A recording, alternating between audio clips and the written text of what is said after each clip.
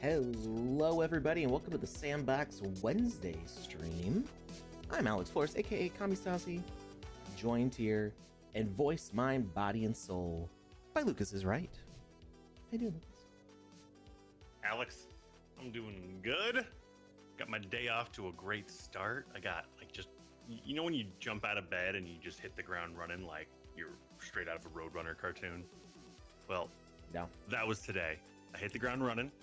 I was going fast, and now I'm here. So it's still going, and I'm happy. How about you? How's your day so far?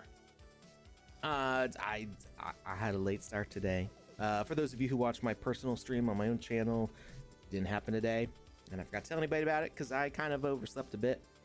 I have got a sick child at home. I was up late. Not because she was sick. She was sleeping. I was working though. And then I went to bed late. I didn't awaken sleep time. Well, I didn't have to take her to school this morning because she was sick, and that kind of that removed my reason to wake up in the morning. And I was like, oh, I set another alarm to like get up before my stream time, and I don't know if I slept through the alarm because it wasn't loud enough, or if it just didn't happen. But I woke up and I'm like, it's more than halfway through when I was supposed to be streaming. It's not happening at this point. So, but I'm here for this stream. And I'm excited for this stream because I think today's gonna be fun. We're gonna make something so we can destroy it. Fire. Wait, huh? Explain. Say more right now. We're gonna pull a Canada, a California, wherever else has forest fires. We're gonna burn this place to the ground. That's what we're gonna do today. But first, Panda made us some news of the week. There's a bunch of stuff going on, so yeah, we're gonna jump over to the news of the week first, and we'll be right back. And we were happy to discuss this news with all of y'all, and any other things you want to discuss in the chat, just let us know. So we'll be right back. Hello and welcome to the news of the week. We've got a fair few things happening within the sandbox this week, so let's have a look. You can always go over to the event section to see the latest event, but also on our homepage you can see that we've got some cool stuff happening. Smurfs collection coming soon. Playboy the Ultimate Bunny Showdown. Celebrating 1 year of rewards with the monthly owner rewards. And we've got a game jam and a city jam. Hopping in and taking a look at the Smurfs Avatar collection. You'll be able to mint these on June 17th. I know that for many people, Gargamel's Castle was one of the favourite experiences during Alpha Season 4 and Alpha Season 5.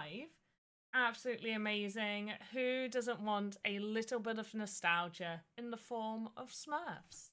And with all of our latest Avatar collections, you will be able to select the rarity before minting, and each rarity has its own assigned price. Hopping on into the events, we've got quite a few little events happening here. Let's hop into the Krishna's Leela Path of Kamsa. Now you will need one of the Krishna avatars. You can always go to the avatar shop and find the collection that way. but this has a reward pool for each rarity, as well as a reward pool open to everyone. There is 1 experience to play and 10 EP. Make sure to take part and play that experience. Next up, the ultimate bunny showdown is versus Tails. Bunny tail earned by players on Team Tail. Bunny ears earned by players on Team Ears. Playboy magazine with Bunny Girl awarded to the winning team. 15k sand open to everyone, as well as an exclusive reward opened for those that take part in the transformation event. We then have the Singapore City Builder, which ends on June 18th. With all of the city builders, you do not need to focus on game logic. You just need to create a beautiful little world that is based on Singapore. But this has a 30k prize pool for everyone, and all the details are seen down here. Next up, we have the Quick Loop Game Jam. This one is a short game jam, and it is focused on really using those templates that's mentioned within the article. Of course, you don't need to use those templates. You can create an experience without those templates, just as long as your experience revolves around either a tag game, trivia game, crash game, or idle clicker. And there are some examples if you click each of these. Prize pool is 50k prize pool, 10 lands to the top 10 winners, and catalyst packs. Do need to register by June 11th, which happens to be the day that I'm recording this. So you have the first day that this news of the week is released. But for those that have registered and are taking part, then you have until June 17th to submit. We'll also be having a VoxEdit contest starting up very soon. You will see this on the events page as well on the VoxEdit Twitter. This will be a mega VoxEdit contest that includes an expert, regular and beginner level, with an extended prize pool, special category prizes and participation prizes. Do make sure to keep your eyes peeled for that. Now on to our mentions.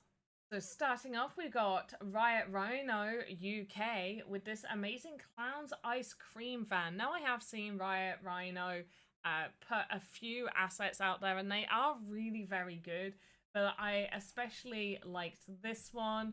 It's got a nice level of detail. It is definitely creepy here. They've got some different animations, which I absolutely love. Love making sure that we've got numerous animations on our assets here to give it that additional usability. And this is 25 sand, and they have 5 available. Definitely go check this asset out. It's the Clown's Ice Cream van. Next up, also kind of sticking with the more scary horror vibes, we've got the popcorn stand by Notverse Deployer. I love the detail on here. It's like a gorgeous little wooden cart. There's some little bugs, I assume probably cockroaches, crawling around in the popcorn machine. Absolutely lovely. They do only have 2 versions. They have an idle and they have a static, but still very great, awesome little asset here. And this one is for 20 sand, and they have 100 available. Next up, let's take a look at experiences. We go back to the menu and you see experiences right here. We've got featured experiences. Some amazing experiences here that we've played live on streams before. Got just launched. We have 2024 award winning. We've got brands and talents, Game Jam Hall of Fame, latest Game Jam entries, top themes, top rated. If you have your own list, then you've got your own list. Play to earn, action adventure, obby, and so on. So definitely do go and take a look at the experiences page so you can also go find some amazing experiences. And now back to your regular scheduled content.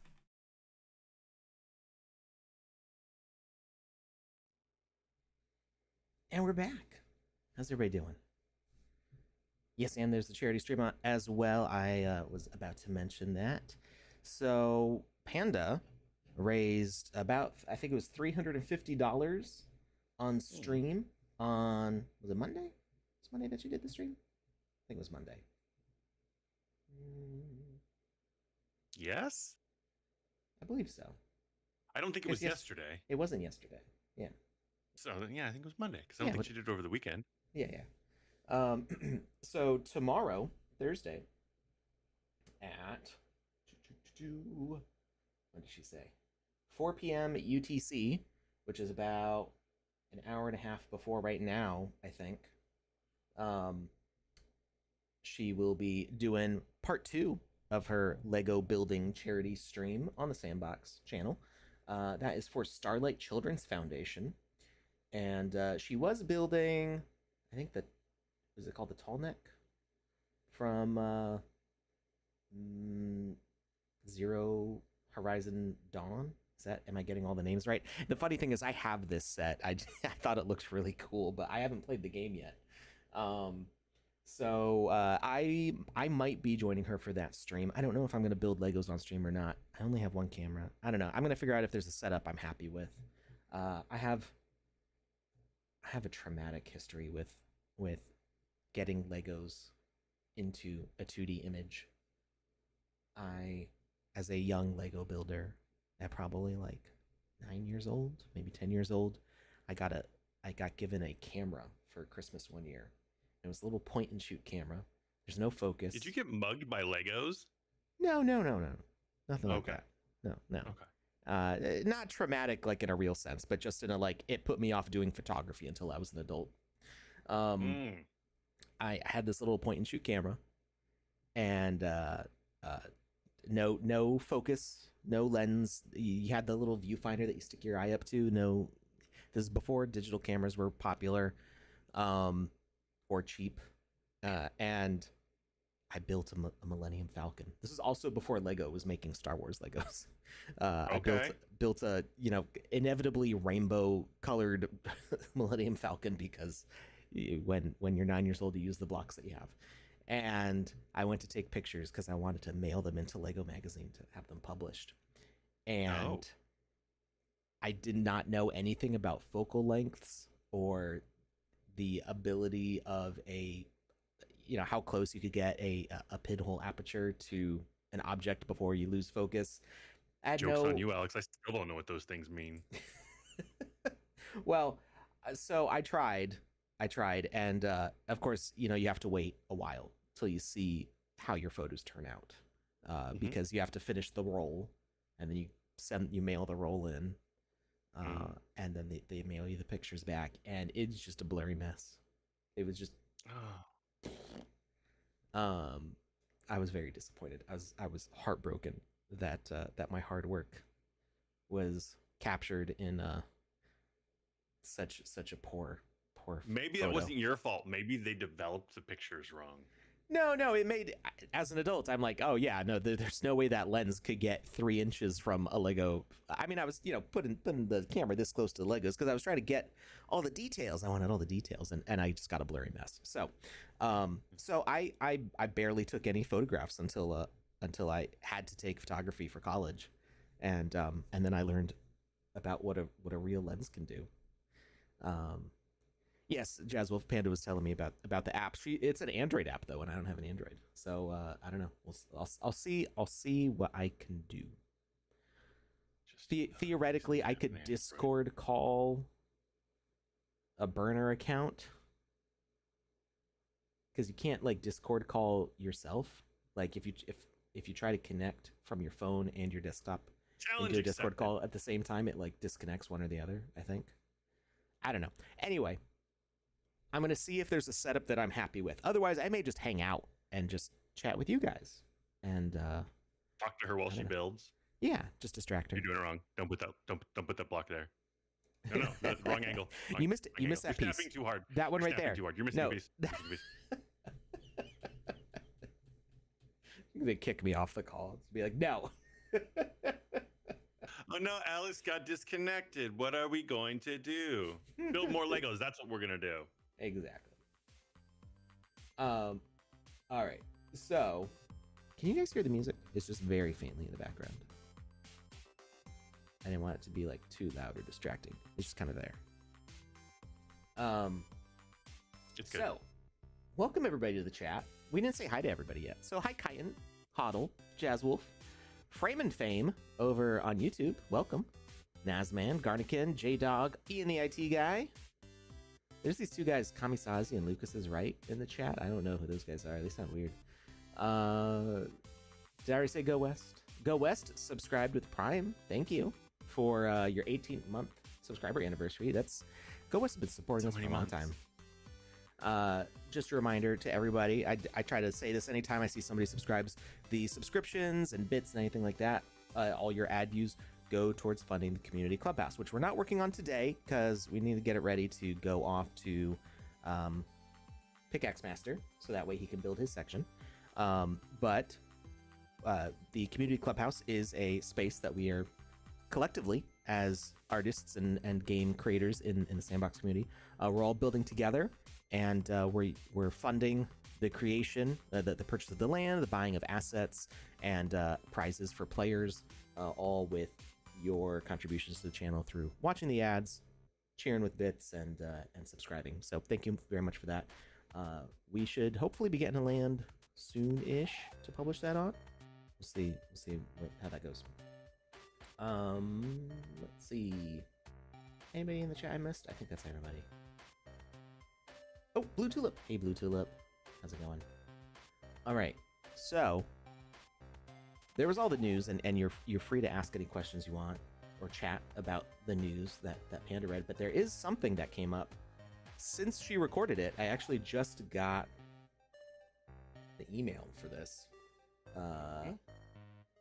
just over an hour ago. NFT NYC is happening. Not only is NFT NYC happening June 25th to 26th, but if you are a fan of the Sandbox, you can get $50 off your ticket to NFT NYC. Okay. So can I open this imaging tab? This work? Oh, it just like downloads it. That's not what I wanted. I wanted the whole email.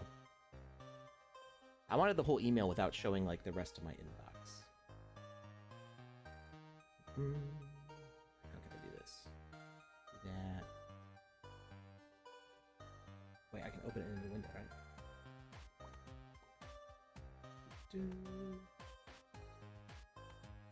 I thought there was a button to open emails in a new window, and I'm not seeing it. Oh, here it is. Got it. All right. Which was not in the place that I expected it to be. So, join us on June 25th and 26th for a 2-day event that brings our virtual world to life.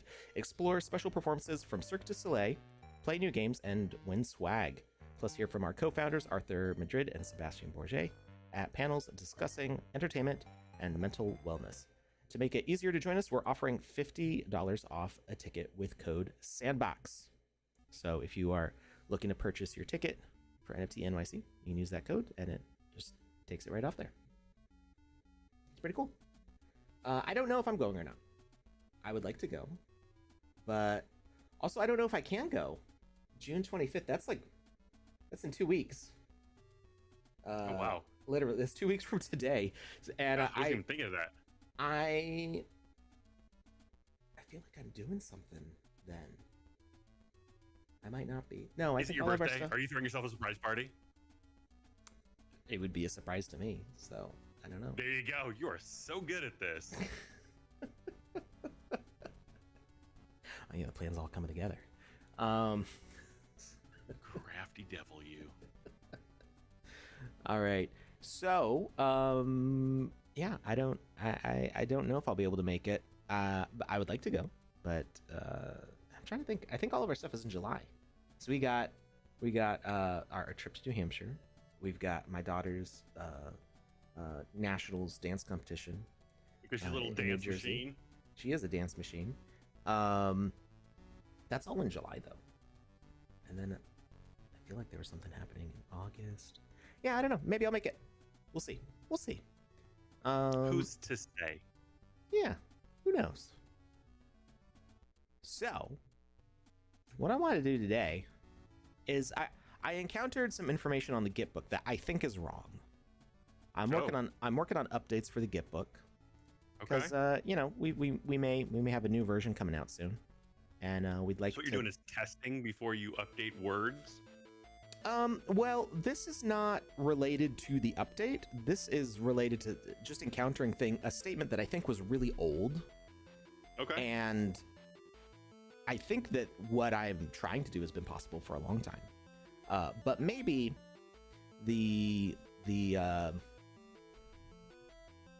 maybe the statement was made, not understanding what all would be possible. So there was a part of the Git book that said something like, it was like an FAQ, and it's like, can I set a fire that spreads in the sandbox?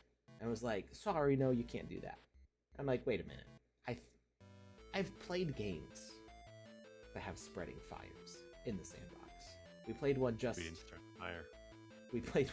a couple weeks ago with the firefighter game. By BEM? BEM? I could look it up, but I do not remember off the top of my head. Yeah, I think it was the same guys who made the all the race games for not all the race games, but the Out of Time 1, 2, 3, and 4 for Alpha Season 5. BEM Studios, I think is what it's called. 101 Fire Rangers by BEM Builders. BEM Builders. That's not BEM Studios. BEM Builders. BEM Builders is probably from BEM Studios, so I'm gonna say you're right. Oh, maybe. In a sense.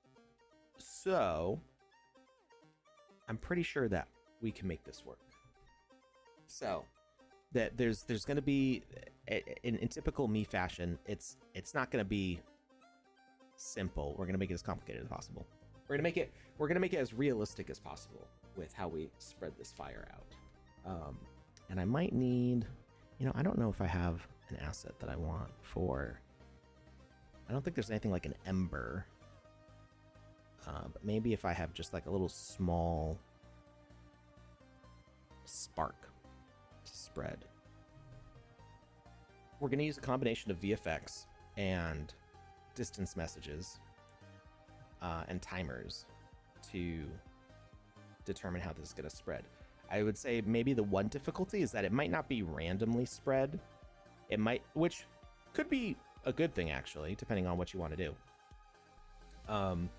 The spread might be deterministic, meaning that instead of the fire spreading randomly around this forest, like you might see in some games, like say Minecraft, where it's like, there's a chance that this tree will set on fire.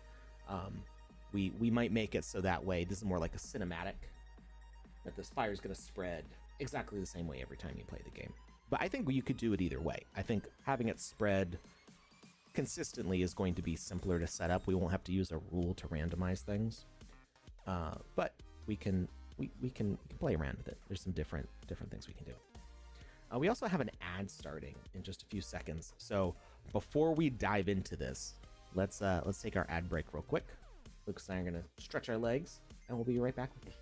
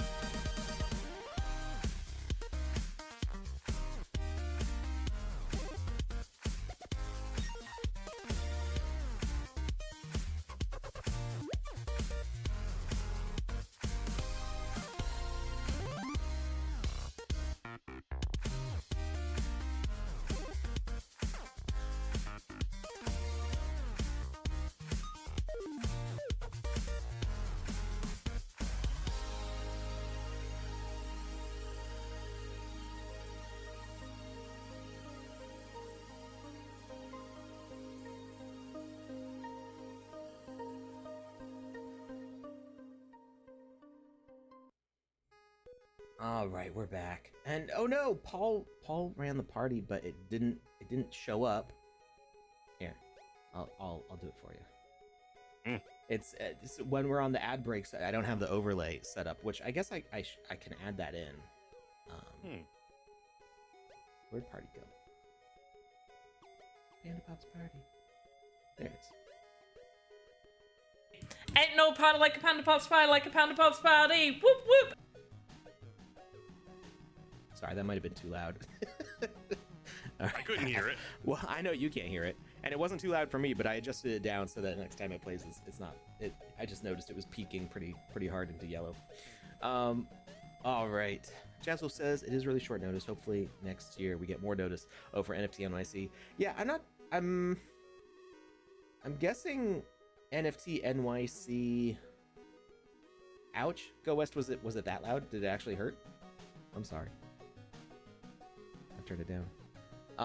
I'm not sure if NFT NYC like itself announced more. But yeah, I'm guessing it would be nicer to, plan ahead for those tickets a little more. Let's see. Is anyone seeing this? Wait, Luke's, did you post this? What is this? What is this status? What did you retweet? What? And it says to anyone seeing this. Oh, it's just a show tweet. It's just the stream. Yeah. Okay. Yeah. I'm like, what? Because last time it was Arthur dropping hints about Alpha Season 6.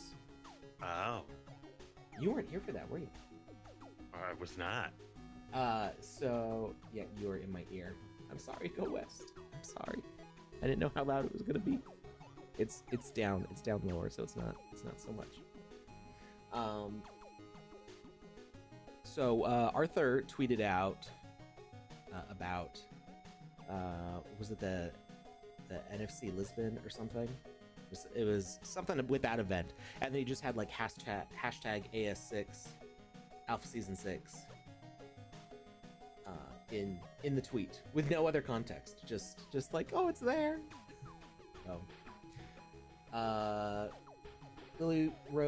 Red Lily Rose says, we got the Atiz rewards 2 days early today. I thought the sandbox had turned over a new leaf. Oh, but then, oh, you mean about NFT NYC? I mean, the event hasn't started yet. You still got 2 weeks before that event starts, so. Well, she says they set other dates back. Well, at least they're setting dates back and properly managing expectations instead of just leaving them where they are and having things go late. Yeah, I would rather like have the date be accurate. Yeah. All right. So what we're working on today is making a forest that burns down procedurally. So first we need to make one tree burn down. So how are we going to burn down this tree? I think we can make a torch. And actually, if we do it this way, we could make it so that way we could set any of the trees on fire, I think. So our first thing is to make the appropriate torch asset. So we're just going to set it up on a rock here. And we're going to make sure that we can carry it. It's going to be pickable. Do I want to make this for single player or multiplayer? I think I would be making this in a single player context. I feel like burning down a whole forest in a multiplayer game is going to be a bit laggy with the number of things that might be happening. But I don't think we'll need any multiplayer messages later on in this. So we'll keep it single player for now. The grab offset, we'll have to see where it is when we hold it if we want to adjust it further. I think it will actually kind of put it in the middle of the screen, so maybe we want it to the right a little bit. So let's try 0.25 to the right. We want it full opacity, and we're not going to set messages for picking it up yet. We're just going to make sure that when we pick this up, we are happy where it is.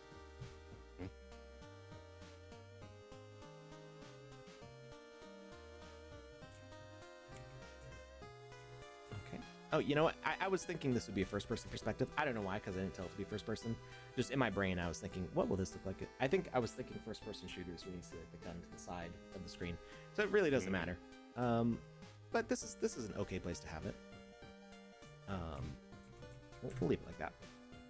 And we want a VFX on this.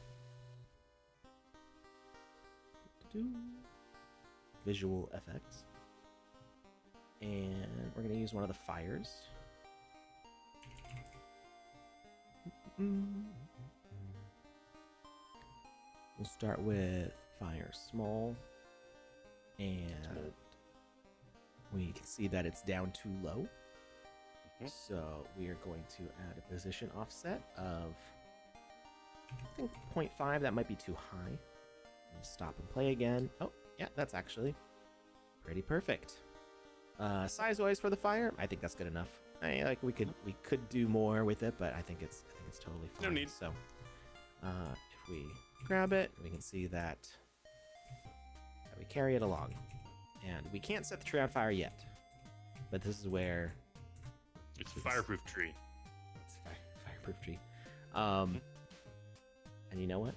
Just for the heck of it, let's make collisions plus gravity.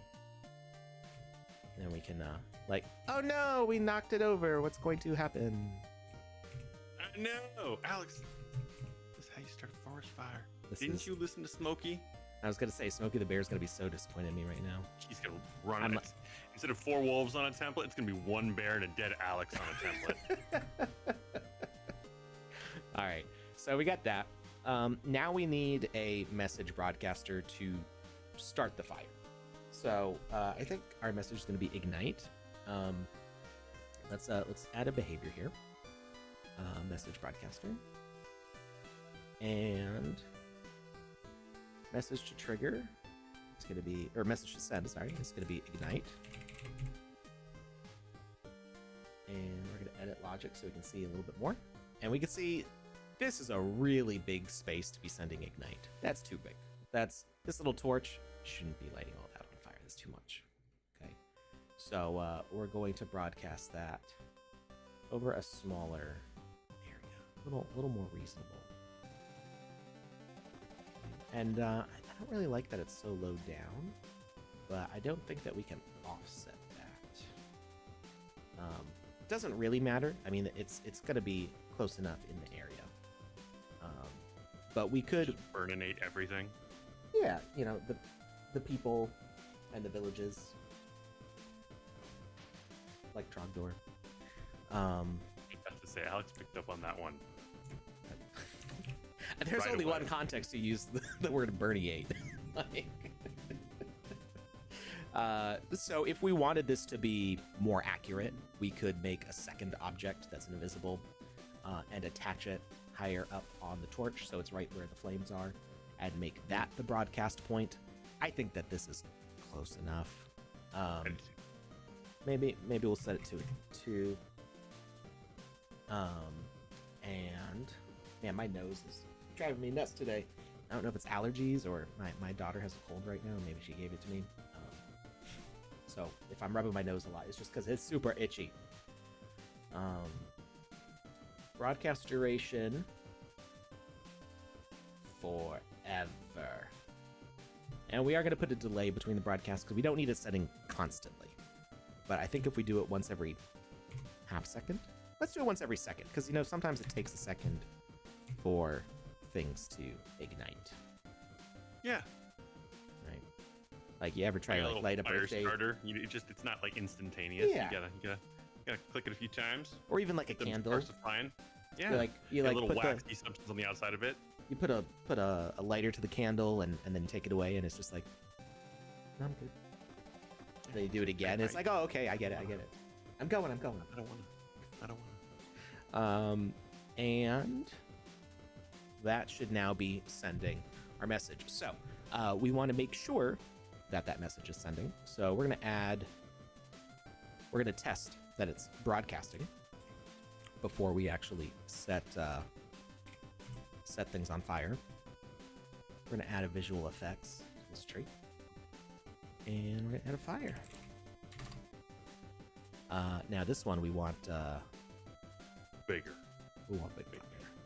Can you set the fire to go in stages, like start out as small, then go medium, and then stay at large, or something like that? Is that possible? we would need multiple VFX because currently Multiple there's objects, not yeah.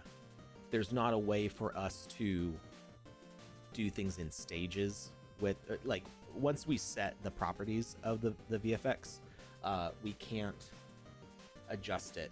Like it would be cool if we could, because we can do that with the full screen VFX. We can do that with the weather. We can have like a sliding adjustment to them. But that's because we can set multiple options for those and then have like a transition time between them, because they're not attached to an object. The weather and the screen VFX are not a locally based effect. They're not, even though we put them on an object, they're not located on that object. That's just where we put them for the sake of making the logic, but they affect the whole screen, the whole environment. So it's a little bit different the way they work. So what we could do is we could put multiple objects on the tree and have it increase in intensity in the fire as it goes on. I'd say that would be like a level 2 for this, and we're starting on level 1.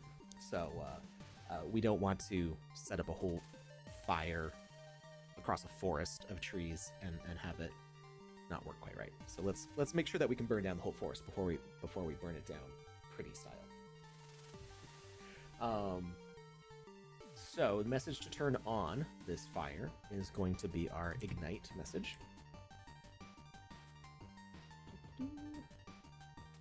And let's see. It's pretty big. It does burn very low to the ground. I would say we're gonna want to start it more like that. Maybe even a little bit higher. There we go. That looks like that tree's really burning now. Let's adjust some of the parameters though. We can add a light. I think that that makes the glow here. What happens if we stop and start? Yeah, I like it with the glow better. I don't know if that casts on us, but we'll see. Let's make sure that our are we getting the ignite message already? Ignite message turn on. This should be far enough away. Did I say?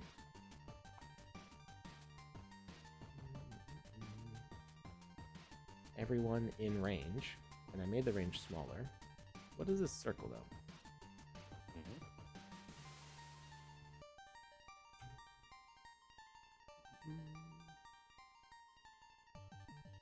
What is the? Oh, that's circle?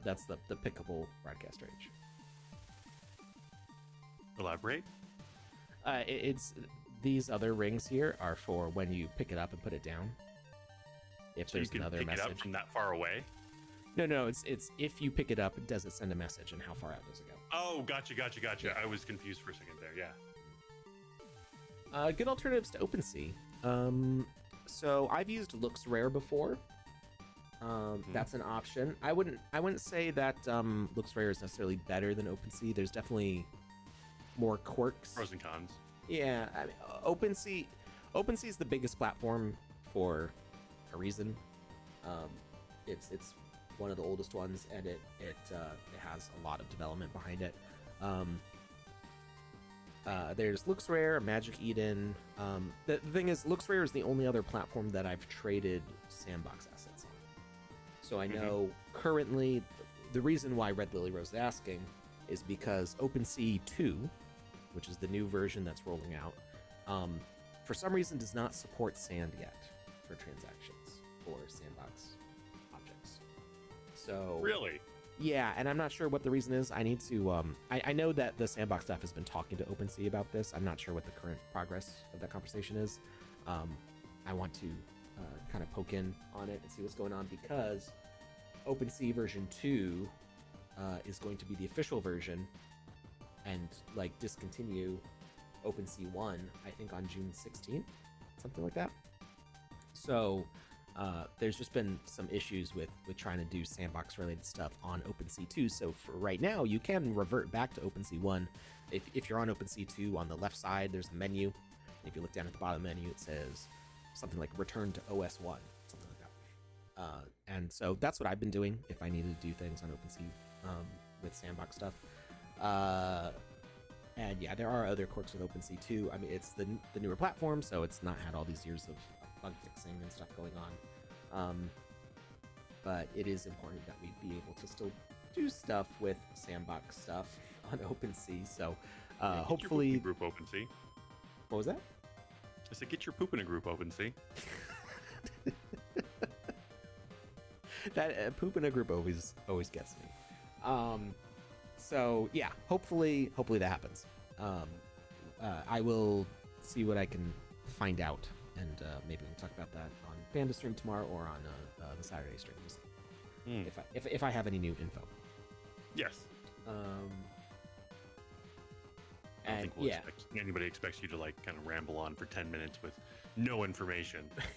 Well, I will say, like, you can buy and sell stuff sandbox related, just not with the sand token. Mm-hmm. One of the cool. Wait, is that for a specific chain, or is that for Polygon and ETH? It's for everything, I think. Oh wow. So, what I'm not sure exactly what the options are, but what I've noticed on OpenSea 2 is that it allows cross coin and cross chain transactions for just about anything. There may be some limitations on that, but I've been able to purchase NFTs from not only other chains, but other coins than the token that I'm spending. Which is really cool. So they've got like a lot of interoperability coming into play. They just haven't vetted it all out yet because they just transferred from version 1 to version 2. Yeah. Looks Rare doesn't see my Polygon assets. Well, remember that Polygon assets are a separate collection than Ethereum ones, so maybe it's not looking at the right collection. I think they should both be on there. I haven't used Looks Rare a lot lately. I had started using a little bit when it first came out, and I haven't spent a lot of time on there in a while. Hey, Metaverse Street Journal, how's it going? So yeah, you should still be able to engage with sandbox items, land and assets and avatars on OpenSea 2, but you might not be able to do it with Sand yet. The cool thing being that if you've got ETH on base or Avalanche or whatever else, you are still able to use them for sandbox stuff now, which is pretty cool. But it would be nice if you had like the sand that you get from rewards, are able to spend them on sandbox stuff. A day without sandbox is a day wasted. I think that's kind of, I haven't had a lot of wasted days lately. Pretty consistent over the past like 4 years for me. Yeah. All right, so we're trying to figure out why this fire is starting right away. I probably have it set to enabled at start. That was my problem. We don't want it enabled on start. So we grab our fire.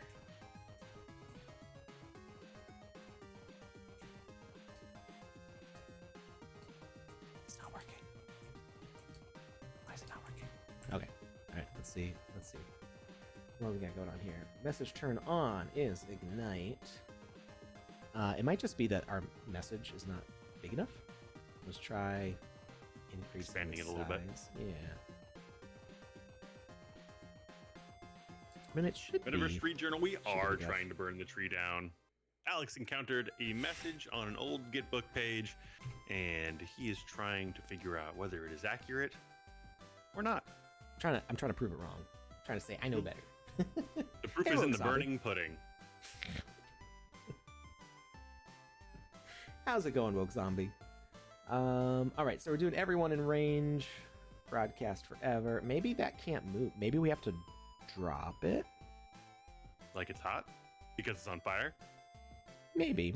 I mean, I don't think that should be the case, but we'll see. Sometimes there's some quirks in the way messages broadcast. We got Ignite. Just making sure enable at start. Message to turn on. And we've got ignite to everyone in range.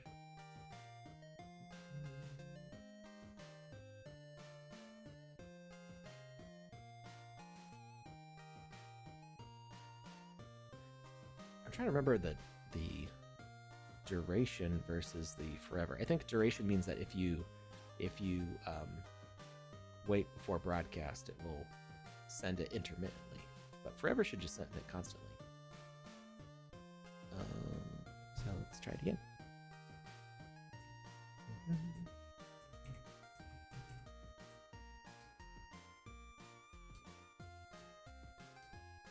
Okay, the tree has not lit on fire yet. What if we drop it? Ah, yeah.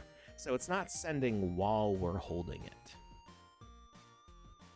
And I think that's, for some reason, a limitation of holding objects is that they stop sending messages. So we're just going to say, your rules don't apply to me. And we're going to we'll go with the good old numpad. And we're going to put our message broadcaster on there. So if we add a message broadcaster,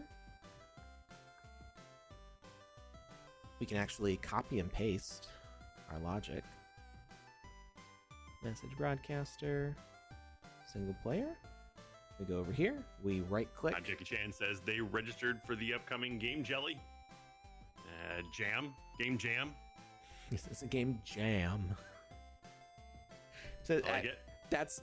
I don't know if anybody's going to catch that reference. It's like a really old, I think, Smucker's commercial where there's like a fancy like Queen's tea party where they're putting jams and preserves and stuff on their toast that they're having with tea, and some American yank is like, pass the jelly.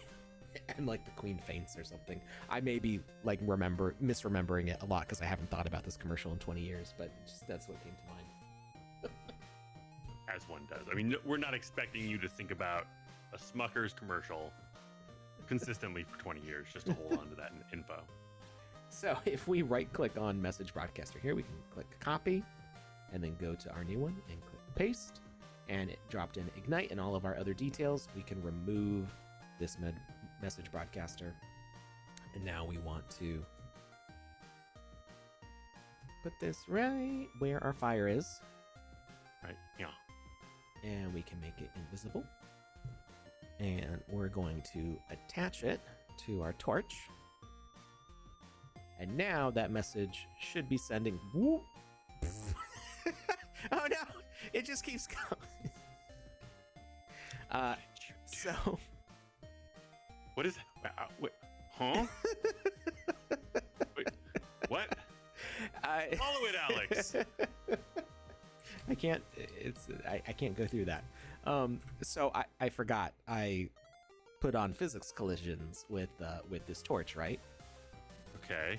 And then we added. We have collisions on this numpad switch. So what's happening is They were hitting each other. Well, even though the numpad is attached, we basically put two objects. We attach two objects physically in the same space, and they can't occupy the same space because they have physics. So it just freaks the collision out. The torch is saying, "Oh no, I'm bouncing into the numpad. I need to move," and the numpad is saying, "But I'm attached to you," and it just flings itself, which is entertaining to say the least. This reminds me of Do that in a game, and like that would be on purpose, like a ball pit of doom. Where just the balls you could. It would just be unpredictable. Like Exactly. You'll notice that it fell differently than it did last time. Like very similar. It's launching off to the same direction, but then there's the way it just bounces slightly out different. of the corner. Yeah. And it's just because of like when certain collisions happen. Like on the clock, like we're just dealing with like the uncertainty principle or whatever. Will you build a room around that real quick? Just put walls around it and let me see it bounce off the walls inside the room. Too big. It's, I don't know if the room will be stable. Like, it might, because it bounces out of space, right? Like out of the land. It may. Does. I'm hoping it doesn't bounce out of here. It's gone. Oh, it went straight through the wall. Like immediately. No wall can stop me. It's already breaking physics by existing. Yeah. So it's like okay. No. Well, thank you for humoring me. So the solution here being that we just have to turn collisions off of the numpad. It's a silly thing. Like, as soon as it happened, I'm like, oh yeah, no, I know. You just have to say no collisions. You either say no collisions or you just move the numpad out of collision with the torch. If we just moved it up a little bit higher. And now it's back to normal. No, what it's reminding me of Hook when Tinkerbell first comes into the movie and she's bouncing around, bouncing the around room, and he's like, "Oh, it's Mighty Mouse," or something. It's Are you a Lady the Mighty Mouse? Yeah. Okay. All right. Our tree burning is now working. Huzzah! You know, I'm not. I like the light conceptually, but I don't like that the light is just flat. Like, the light here is designed to be on the ground. Yeah. And it's not. Maybe if you raise it up, can you raise the light up a little bit so that it's in the center of the tree, so it looks like it's emanating from the main part of the furnace? No, we can't change burning? the position of the light. We can just change if it's on or off. Okay. But what we could do, we can forget that the light is there. We could add a light to it. Now, this, if we have a lot of trees lit up, this might actually cause performance issues. So we put a light on here, and let's see, that, and then it's a point light. We want this to be a bigger. Uh-huh. Mm-hmm. Uh-huh. So it's kind of difficult to get to like wrap my head around like the difference between fall off and range and all these things, but basically range is the actual size and fall off is like the blur. So if you have maximum fall off, there's like no blur, and the range is just, you just see like a hard edge to the range. Okay. Oh, why is it like Z fighting? What is that? And then intensity is the actual brightness. Why is it doing that? Is it because the VFX? No, Push play. It's just being like that. Oh, it's because the light is underneath the ground. That's kind of cool looking. It's so the light is the actually actual surface. Yeah, because it's shining on the underside. So we just need to move the light up. So we're gonna position offset to 2. There we go. A little too intense. We can drop that way down. I mean, it's a really hot tree, Alex. Okay, we get a little more of an appropriate glow there, and let's see if it's a little bit lower. Define appropriate.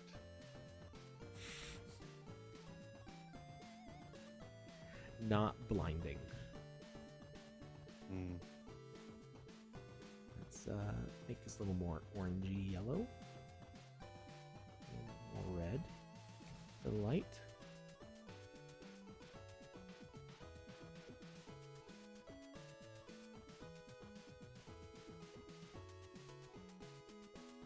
There we go.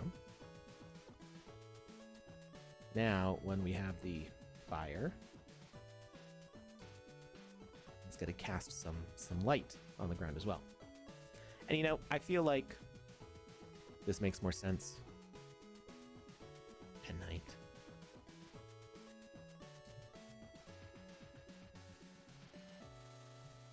I think we could even increase the intensity on the light here.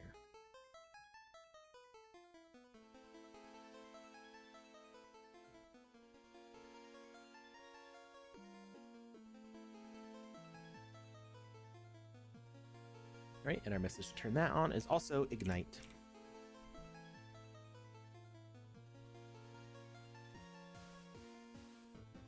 And I think we had the turn. We had it set to be on. Yeah, we want starting state is off. So now we take our torch over and bam, fire. So the other thing we want to do is we want this tree to spread the good news of the fire. Go on.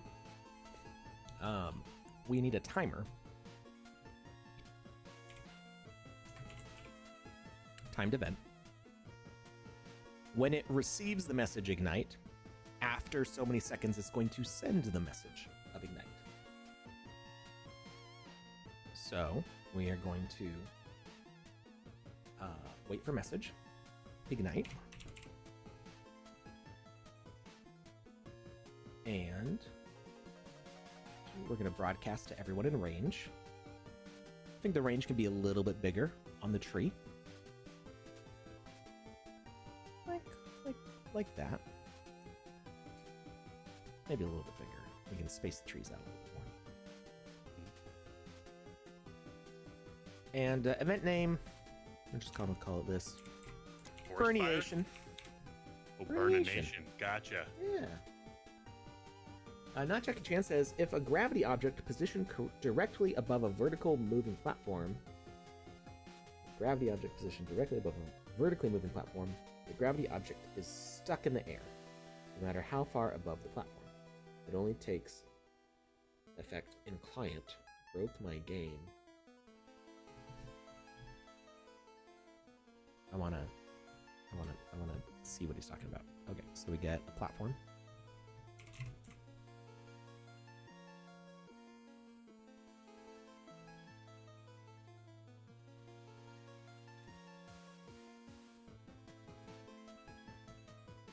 Platform.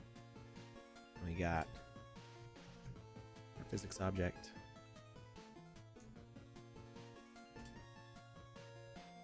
And he's above. And we want this moving platform to go vertically, right?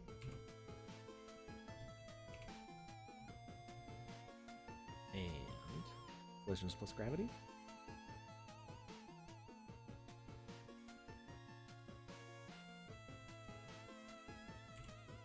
Oops. Collisions plus gravity. Right.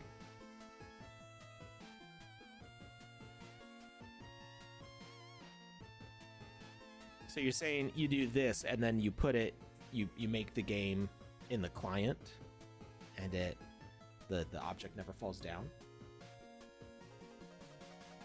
Is this the scenario that you set up? But it doesn't happen in the Game Maker, it just happens when you publish it to the land? Constant. Did it happen in the Game Maker also? One thing I would consider is your physics object attached to another object? Actually, I think it would still fall, right? If it was attached to, if we attached Max to a tree here, I think he would still fall. He said yes. Oh, he doesn't.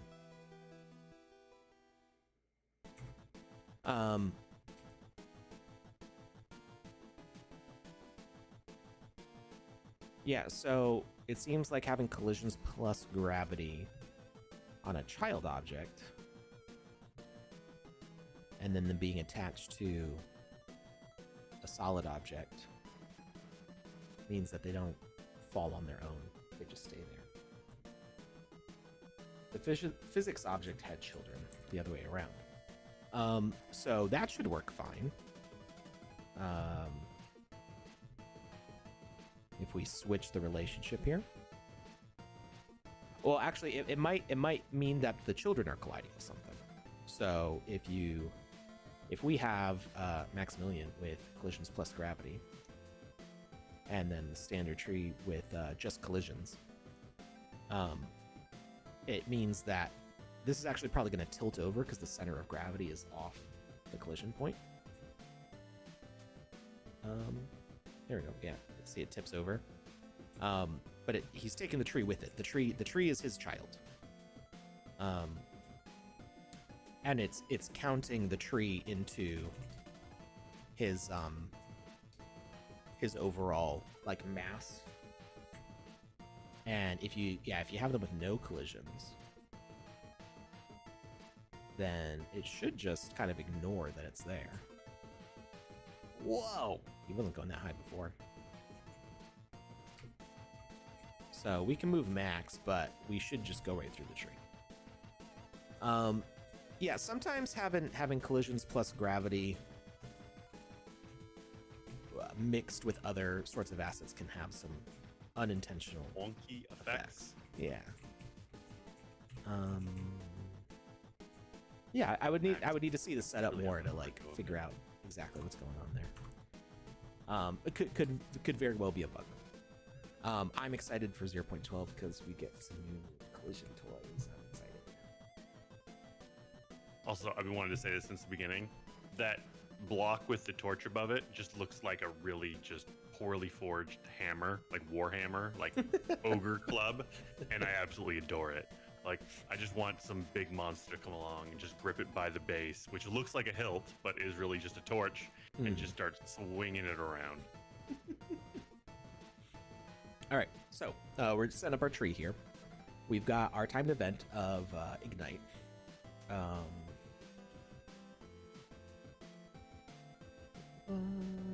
Burniation starts. So let's give it like 5 seconds to burn before it sends out a message. And it's going to send out Ignite as well.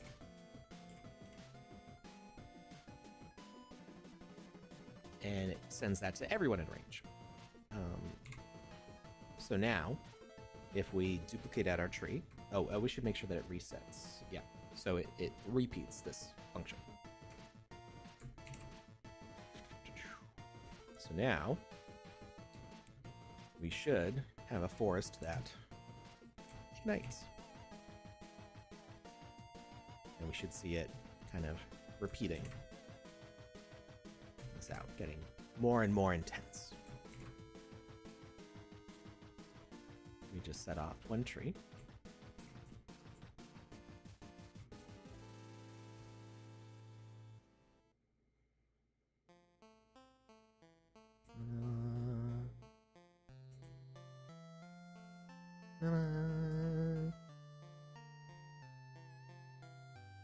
Dun, dun. Burn down the whole world. All right, so now we've got a forest fire going on. That was kind of cool. I That's mean, kinda cool. I'm not a big fan of forest fires or anything, but watching the mechanics and the logic play out was fun. Yeah. Now, what we want is But wait, there's more? there is more. The trees aren't going to burn forever, right? You think it'd be magic trees? So let's select all that we have here, so that way they're all updated. We need to give them health component. Are they gonna explode when they die? Not necessarily. Okay. I mean, they might have. I think. Do things still explode when they die? I think we got rid of that. I could be talking on old information there. That was the old way of it happening. I think it's a little more nuanced now. So death event destroys them. That's fine. Death delay, instant message. So we don't want an instant message for this. But we might want, and actually we're gonna have to do this one at a time because we can't edit the timed event. So we want it to burn for so long and then it burns down, right? Okay. So let's go with, we're gonna make a sub event. So this is our main timed event. It does 5 seconds. And then we can add another timed event. I do feel like I don't have a lot of use for making too many sub events. It does have a use to have multiple events set up like this, but it can be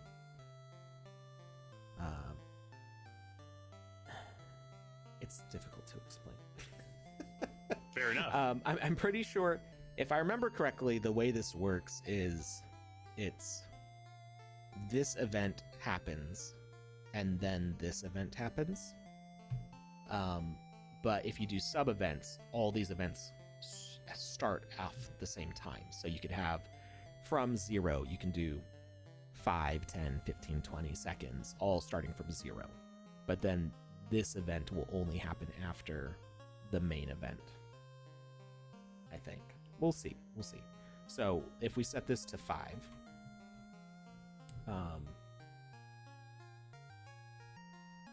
ain't no party like a panda pop's party, like a panda pop's party. Whoop whoop. hey Timio, how's it going? We're gonna have our message. Oh, you know what I just thought? This is gonna send to everybody. We don't want it to happen this way, because it's gonna kill all the trees that it ignited on fire immediately. Just thinking about how the timing works. The issue, if I have this, because it's set to broadcast to everyone in range, basically we would ignite the other trees on fire in 5 seconds, and then we would kill all of those trees in, say, 10 seconds before they can send out their ignite message to the next group. Hey, thank you, Red Lily Rose, for subscribing with Prime. Welcome to the club. So we want our death to happen a different way than with that. So I wish we could send on different criteria. But let's see what our options are with the health component. We might need to add a second object to be a timer specifically for this trait. But let's edit the logic on our health here.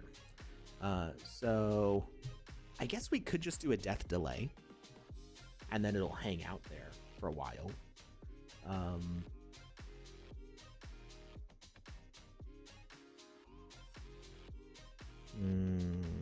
Okay, yeah, let's try that. So we're gonna do destroy, and we'll do a death delay of, say, 10 seconds from when it got that message. And instant death message is going to be ignite, because we don't need to see like a health bar going on this tree. It's not going to have a life bar. It is going to be immune to attacks, so we don't punch the tree down. And we don't need to send a message on death. Hide all that. Not stunnable.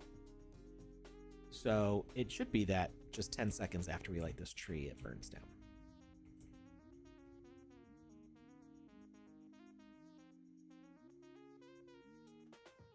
Did something weird there. Okay, that worked. I did want to see. It looks like it's maybe sending the message over and over to ignite. Oh, it's the damage hit. That's what's doing it. I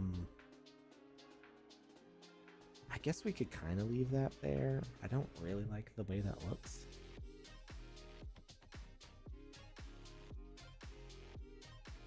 Destroy, ignite.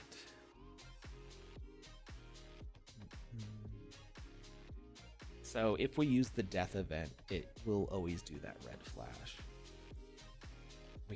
There are other options besides death. We could make it a plant. And if it's a plant, message to destroy. We don't want that to be ignite, because then it's going to destroy immediately. So we can get rid of our health.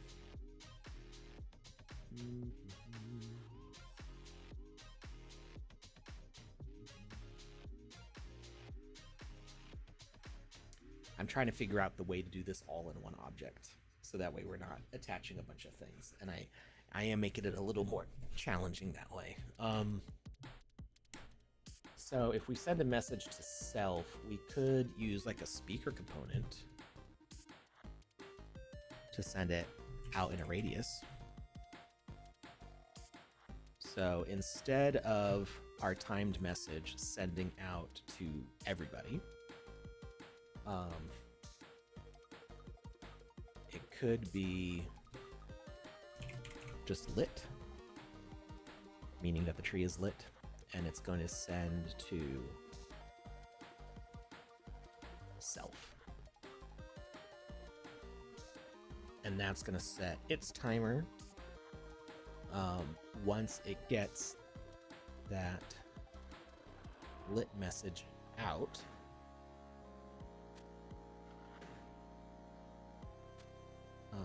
the speaker component is going to be waiting. Wait, why are these all multiplayer? I thought I was choosing single player. I guess it's fine because we're doing a single player game, right? Doesn't matter. Oh, I think timed events is only. Is timed events only multiplayer? No, there's a single player one.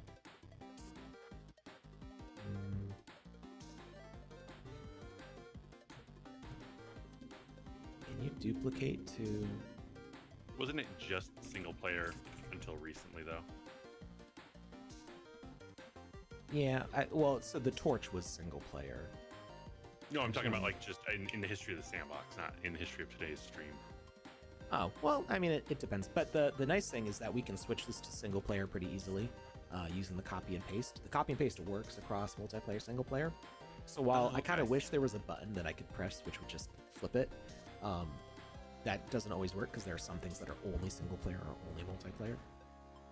But we can at least copy all of our things. So we got our behavior. Let's grab our components. We've got timed event, visual effects, light, speaker, and plant. There's a lot of stuff on this one. Timed event.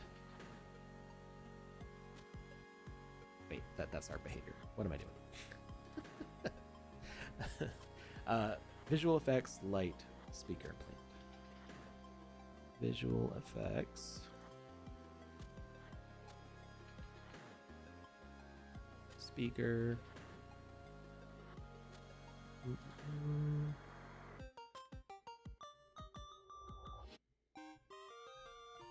Light and plant. So we don't need any of this stuff to be multiplayer. Let's grab our VFX, paste, and see it put all of our same properties in there, just fine. Grab our light, copy, and paste. Now our light is in there, and our speaker and plant. Well, we hadn't really set those up yet, so we can move it. All right, goodbye multiplayer tree. We are all single player mode.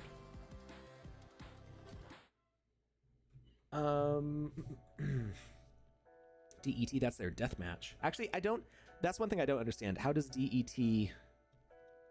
I don't understand the acronym. The D, obviously, and DENT are all in deathmatch. But I feel like there's more. There would be more words in there. That's why I'm asking. I was just curious. So I'm glad Temio mentioned this because I did want to bring this up today, and so far I've forgotten to bring this up. For those of you who have not been paying attention to the DAO domain allocator stuff, basically the DAO approved a vote a while back to have a grant program where under different groups there are domain allocators, people who are elected to issue those grants, so that way not every project has to go through the whole long SIP process. So the DAO approved a sizable budget to the domain allocators to have them approve or deny requests for grants specifically from that program. You can still make a full SIP and have it be voted on. That's advisable for like larger things that you might want to do. But for smaller projects, the domain allocators is a fast track to getting this without needing a SIP approval vote on every single little thing. So Joseph had originally agreed to be the domain allocator for game and season stuff, but that created a conflict with his job. His day job said you can't do that. No, thank you.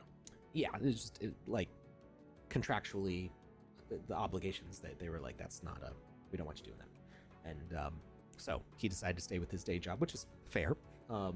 And he recommended that I fill in for him because it was like a 4-month tenure,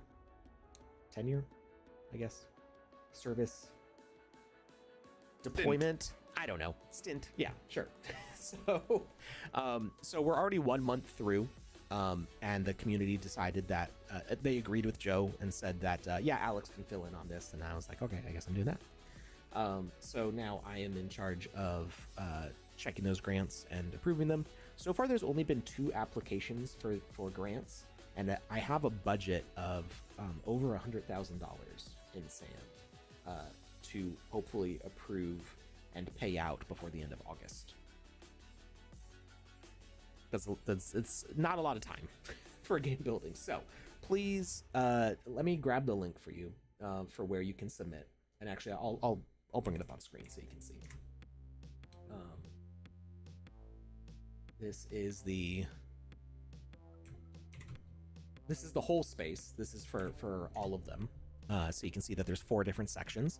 There's Web3 integrations, season and game creation, community. Can I see these names bigger? Because they're not exactly.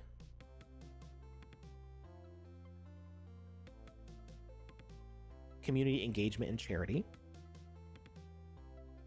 And education. Where's the pin? Shouldn't the pin be at the top? Oh, it is at the top. There's the pin. Education, onboarding, and tech funding. So those are the 4 sections. Actually, I think I can see them better here. No. Sometimes the DAO is a little hard to read, if it truncates the titles of stuff. But yeah, you can apply in these 4 categories. I specifically am doing this one, which is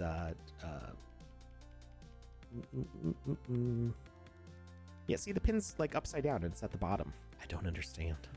I think it's the way it's organized latest. But I would think pin would still be at the top. Anyway, not important. Season rewards and game creation funding. There's been a another one just applied in the past 4 hours. So there is a whole form to fill out. If you go to, you can read up on the pinned thing, what's required. If you go to new discussion and you go to make a new post, it actually has a form built in here. So it's a template to the post. And you can't click on these things here, but you can put what you're doing. I think do you just put anything in there? Can you put a check? I'm not entirely sure how to format it. It's up to the people who are filling it out to figure out. Yeah. All I do is read it.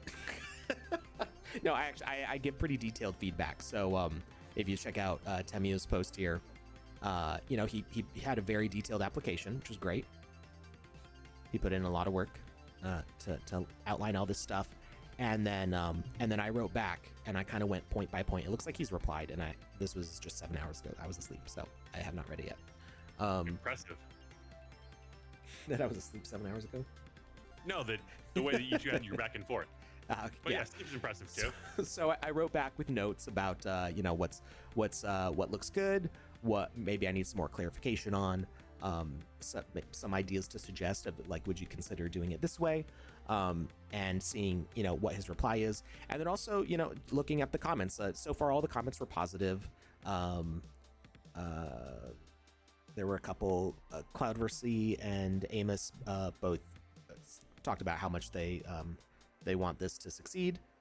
So your comments are appreciated. Also, if you're not interested in applying but you just want to give feedback, you are welcome to do that on these proposals also, and that can help the domain allocators like me and the other. There's 3 other people who are in charge, or maybe 2 other people. I think it's 3 other people in charge of the other domains to they'll look through the stuff also, and they'll be able to see what the community thinks about these projects, because maybe they have some blind spots, or they just want to know what people think about it.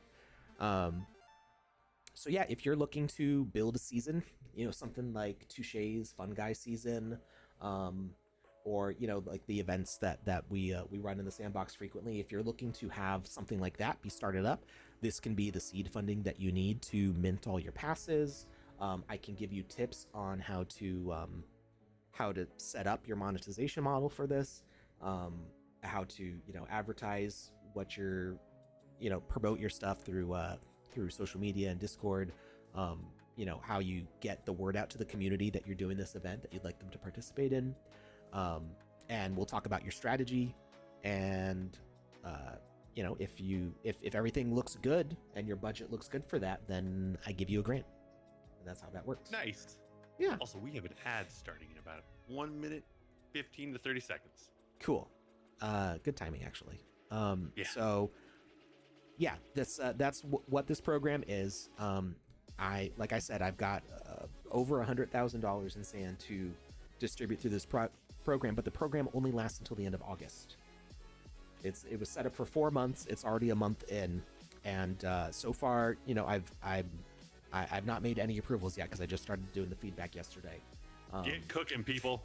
Right. So I basically, as many projects as I can approve in June, the better, because you need time to get your program running, right? If you're building a game or setting up all this stuff, you need time to make Not it. just this magical button you push and it's up and running.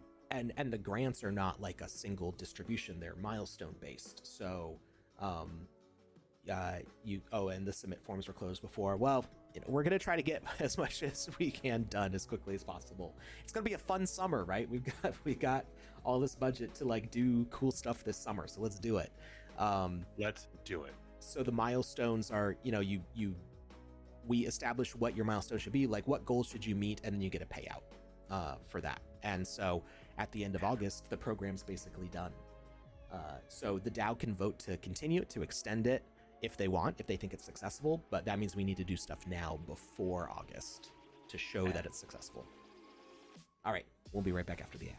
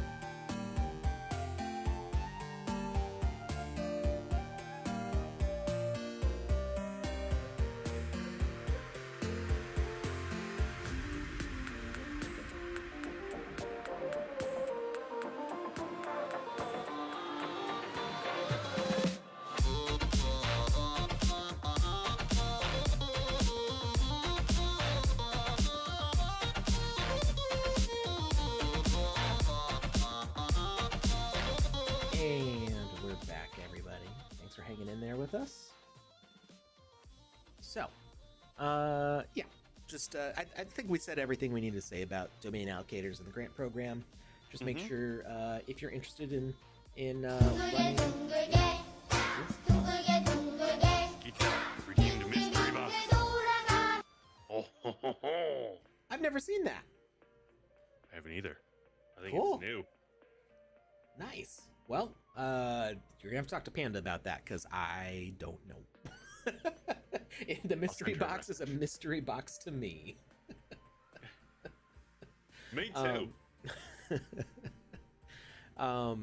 So anyway, yeah, just follow that link, check out the grant programs, see what all you need to do to apply. If you have a game that's like mostly done and you want to like push it to the finish line, I would say even if you don't have land, like the grants can be big enough that you could buy a land with the grant.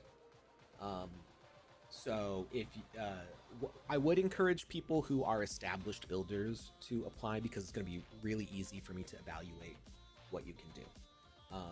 I thought I had said everything I want to say, but there's more that I want to say. So, if you've participated in game jams, even if you haven't participated in game jams, but you just have stuff on the Game Maker gallery that you can show me, that will help me know that you're serious about building, what your skill level is, and what things might need to be worked on to get you to your goal. So definitely have some examples. If you just say, hey, I think I can make a game, that's probably not going to get a grant because I want to know that you can actually do it. I think anybody can do it if they learn all the right skills, but you do need to have some of those skills ready to go. So examples in the Game Maker, if you're a landowner, examples published on your land. If you've been in any season events already, or if you've been in any game jams, all those things will help me see where you're at and what else you might need. If you've got a game that's most of the way there, maybe you need to pay some artists to make some really polished assets to get your game looking the way you want it to look. Or maybe you've got like a really fun game mechanic in there, but you want to hire a writer to make a better engaging story, something like that. Those things where you already have something that's in progress and you just need to get it the rest of the way to publishing, those are really quick and easy wins. Basically, those are something where you maybe don't need as big of a budget and you can hit your milestones really fast, and you can get it done, we can get you paid, and then everything works out great. If you haven't started yet, it's going to be a little bit harder. If you haven't started on anything, 3 months is not a lot of time to build a game. We see some really good work in game jams over the course of like 3 weeks. But if you want to make something that's to the quality of getting a sizable grant of like $10,000, then we need to know that you can build something and that you can build it in the time frame that's needed. So just things to keep in mind. If you're not, I would say make the post, and I will have a feedback back and forth with you. If you're not comfortable making that post publicly and you want to discuss it with me first, I believe you can DM me through the forum.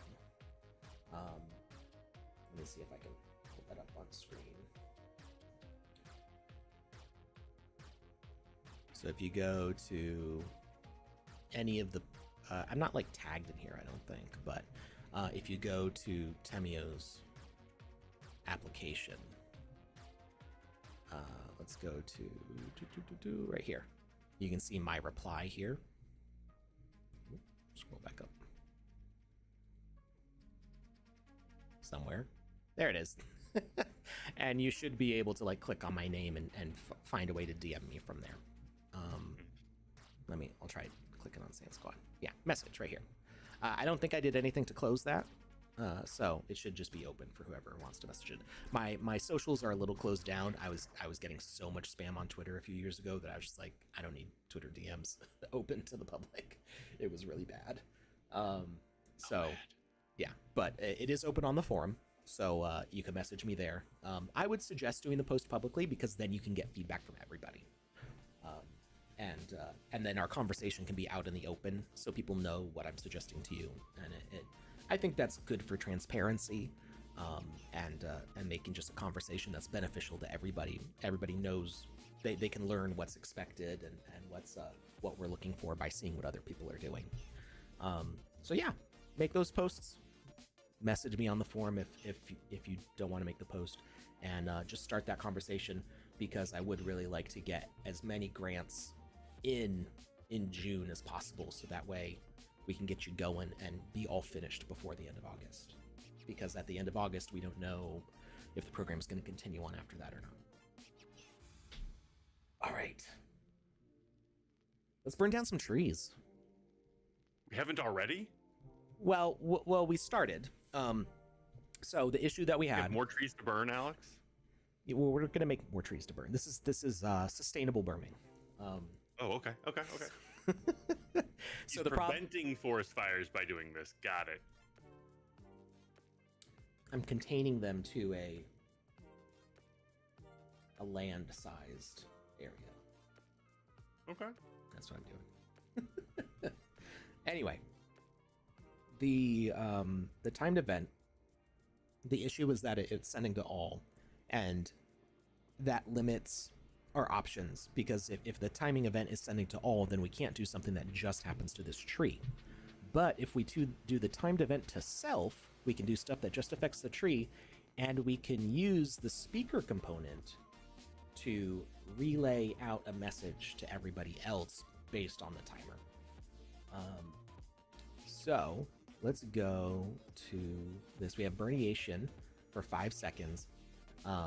Sends out a lit message. So lit is going to be what we use to burniate the other trees. This is the one that we want going out to everybody else. So this timer starts on self, just on this tree from the ignite message. But then we use this lit message to go over to our speaker component. Let's hit edit logic to see all the things. Sorry, I think they're mowing my lawn right now. Sorry if it gets a little buzzy in the background. I can't hear it. I can hear it. Let's see. Visual effects, light, speaker. Here we go. So with our speaker, we don't want to display any text. We could if we wanted to test some things, but I don't think we need to do that. Look at target, we want that off, otherwise the trees all start to spin around and face us. Speak condition, we don't want it to detect an entity, we want it wait for message. And the message required is going to be lit. This is the one that it's sending to itself. Right? And then it's going to send Burniate. Why is it asking to add Burniate? We already have Burniate. Burniation.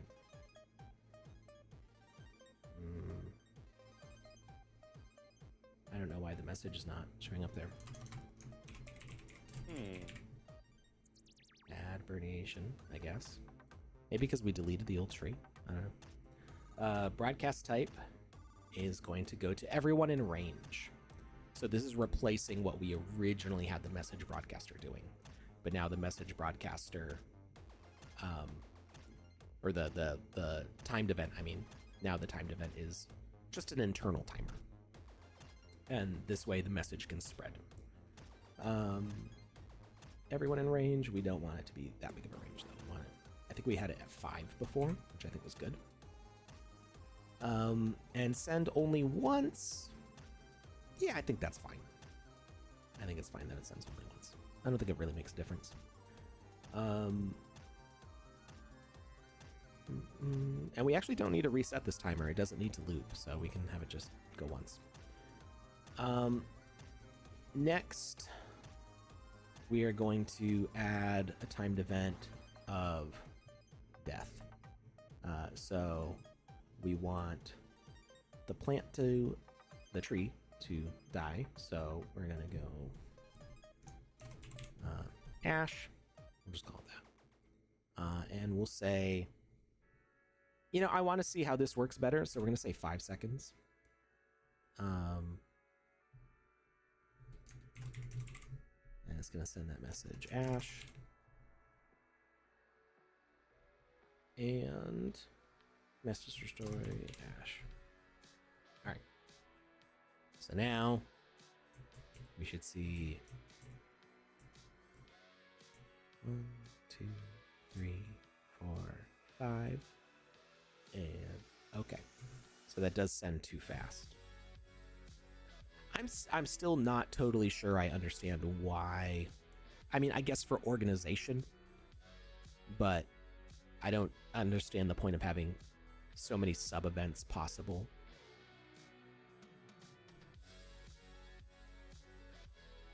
I guess it really just is. I got nothing. I get, it's relative times, relative to parent. So I guess it's time after this one sends. So let's try putting it in here. 5 and then ash.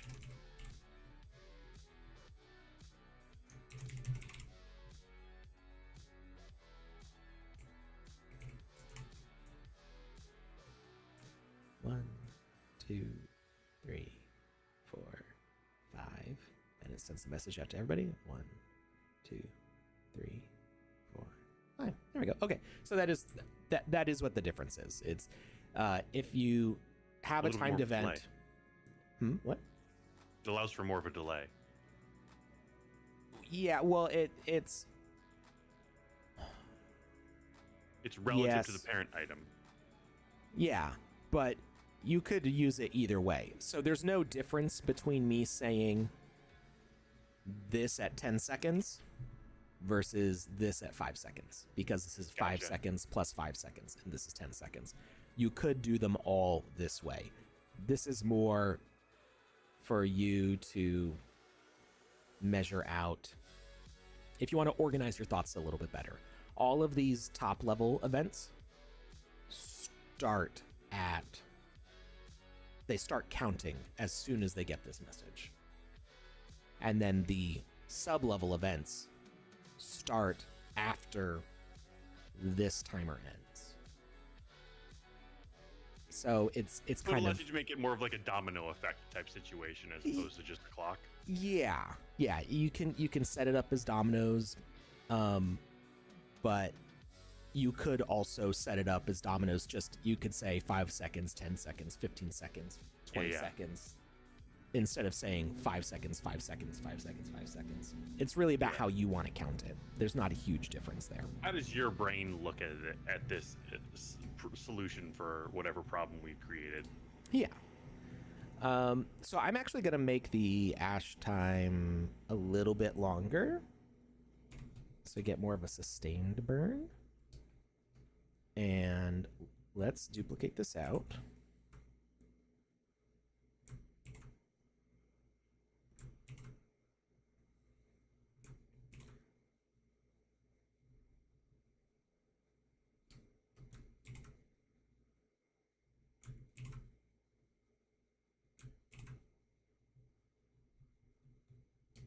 Not Jackie Chan says, math works however you want it to. Exactly. This math is going to math how I tell it to math. I don't think that's what I was saying, but if that's the lesson that you take from it, that's then what you were saying. Fine. That's definitely what you were saying. So I think part of the goal here would be to, I think actually we should make the broadcast range a little bit smaller, and that way the trees interact in a little more less. It looks less like a ripple, because it is a ripple. But if they're mowing right outside my window. It's so loud.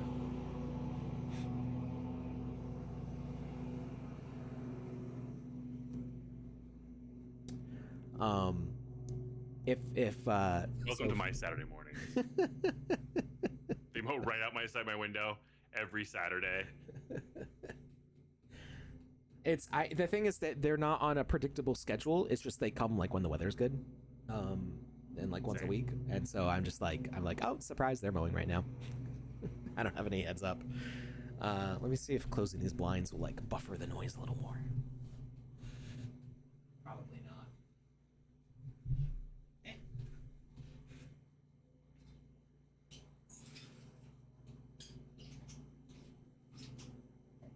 If I can close them, there you go.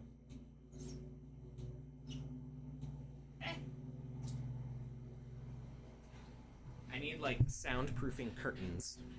That's what I need. Their mower's just also really loud. Like our next door neighbor mows like 3 times a week because he's like a retired guy in his 80s. He's really nice, and but all he does is like take care of his yard. His yard looks immaculate all the time. It's actually really nice, and his mower is so quiet compared to theirs. All right, so if we make the send radius a little bit smaller on these things, let's see, speaker, broadcast range, let's go for,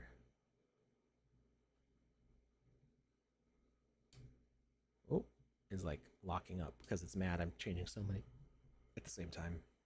So let's do a broadcast range of 3. Now the trees are going to have a little bit of a hard time reaching each other,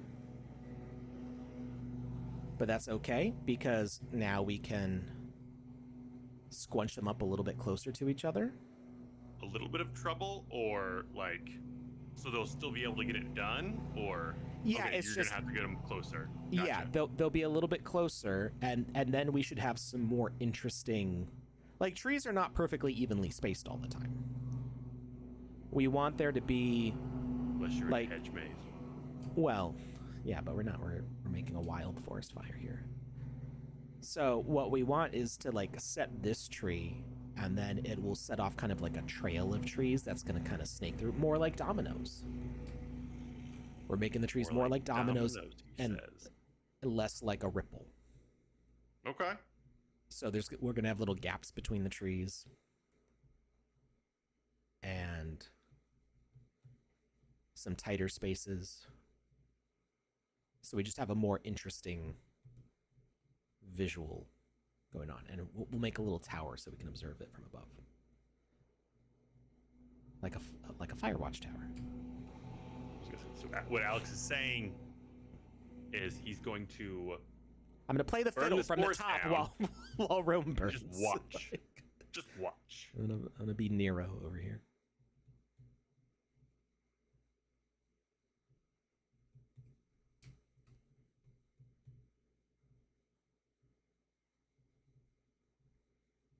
And, we may end up with some survivors. That would be fine. Like, let's put this tree, like, in the middle. It might actually be far enough away from... I don't know. We'll have to see, how it plays out. It's a mystery, Alex.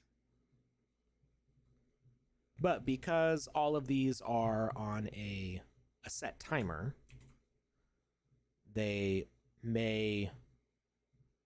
most likely will end up the same every single time. So this would be a more cinematic burn than a procedural randomized burn like you might get in Minecraft. Okay. I'm into it, and I'm excited to see how it plays out. All right. One last thing to do, besides making the tower, is to just do a rotation on these. Oops. What was the... Oh, did they change it? Control R. It's randomly rotating the whole group. That's not what I wanted it to do. That's not what it used to do. Control... We've selected all of them. R.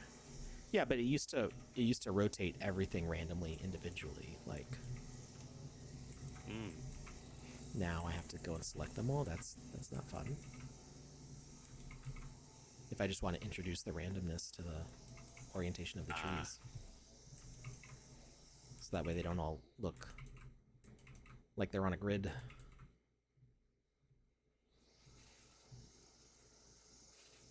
What's Alt R? Rotate angle.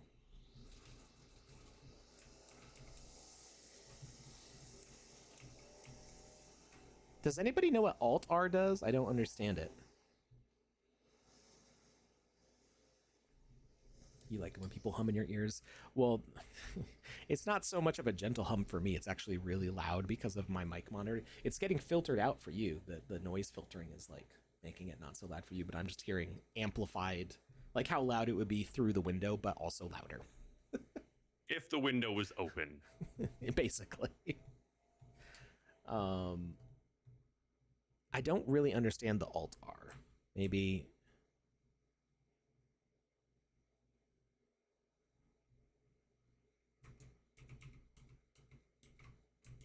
Oh, wait. It's doing like a... That's not what Alt R does according to this. It's putting a... again? It's putting an FPS, GPU, CPU counter, latency counter on the screen up here. I don't think that's what that's supposed to do. Interesting. All right. Well, I guess we'll just Leave it on as each is of for these now. trees. Nope. Never mind. Do you know me at all? It's got to look good. Yeah, I guess I'm new. It's not gonna take. I've already got most of them. I just got to get these over here. These are all a little too on the grid. Why is it? Okay, there we go. It was like randomly rotating 90 degrees each time. All right, I think we are good now. Almost. There we go. Now we're good. All right. Now it looks a little randomly distributed. You know, we've never hit save this entire time. Let's save. Who's ready to burn down a forest? Always. I almost spit. Like, I like the enthusiasm, but it was more than I expected. Oh, our music playlist. You and me both, my friend. You and me both. All right, and quick tower for observation.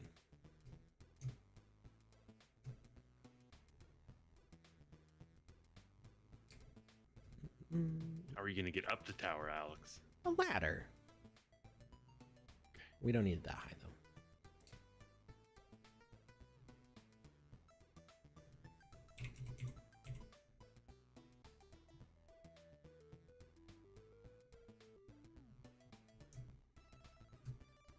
And make sure it's climbable.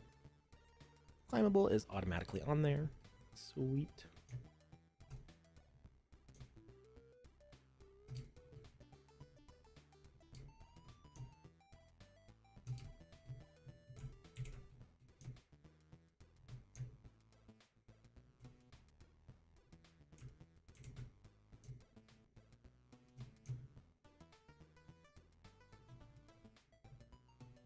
All right, that should be good enough to give us a good vantage point. Good enough for government work.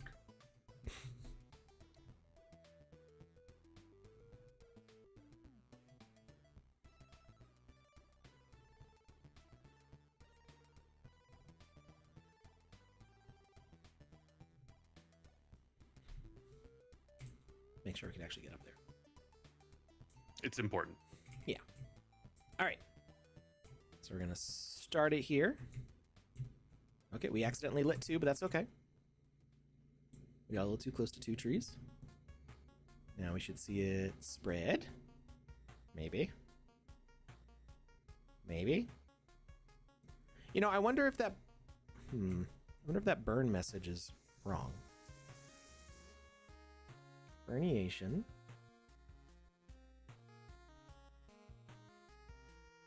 Oh, wait. It's supposed to be ignite, right?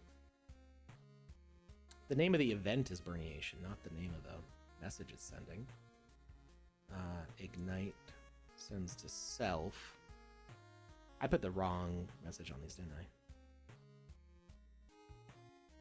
speaker component.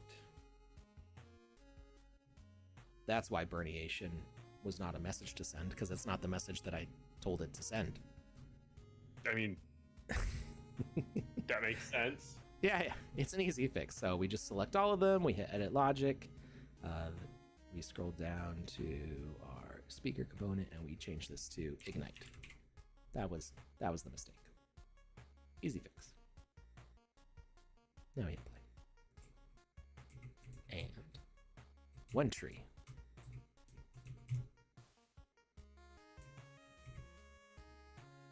Then you just ditch the torch. Yeah. Oops. And I jump off the tower. It's fine.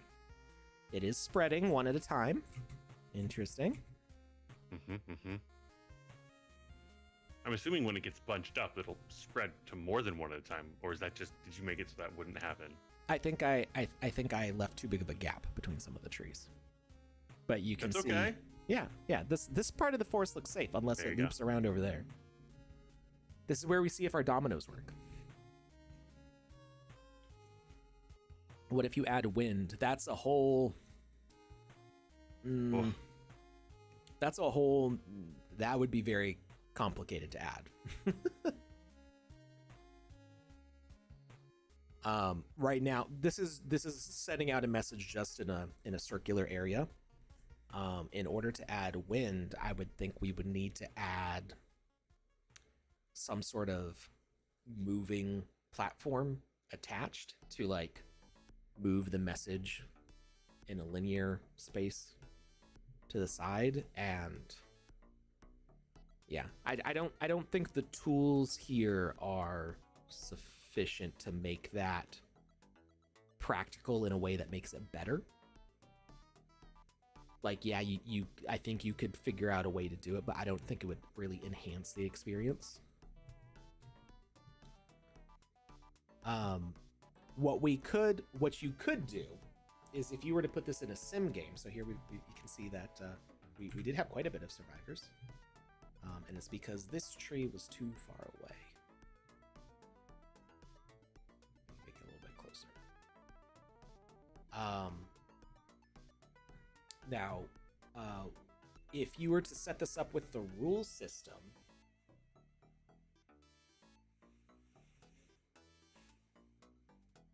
Yes. the thing is that the rule system, I don't think it would help that much. You could set a wind variable, and that might increase the chance, like if you do a random roll of the tree. So we would have to introduce randomness on each tree. And you could say that when the tree receives the message to be lit, it does a random roll to see if it actually ignites. The difficulty being that I'm not sure if we could get the message of that random roll back to that specific tree. That would be, I would have to do some research. We could also start the fire in multiple places. We don't even need the observation tower. I didn't realize how far we could move the camera up. Not even that one is safe. And you can see how much faster the forest ignites when we do this. So what's missing here? We need sound effects. And we need some sort of ash or residue. We need a drop at the end. Problem being that I don't think the plant behavior does a drop. With enough tags and speakers, you can do anything. Well, that's where I was saying that I don't know that the amount of work to set it up would make the experience better. So let's hit save. How much time we got? We still got another hour. Lucas, do you have to get going? I have to get going in about 15 to 30 minutes. All right. Have we done a giveaway yet? We have not. You want to do one? Yeah, let's do a giveaway. You need to say. So if we look at the rule system, and we look at our rules here, so we can send a message to single player actors. That's another thing. We're using single player components right now. Message to send. So this just sends to all, I think.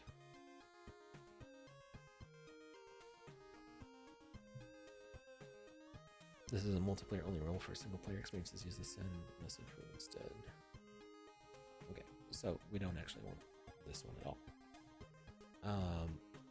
Send message. Broadcast type to, so we could go to specific tags. Thing is, we also can't add tags.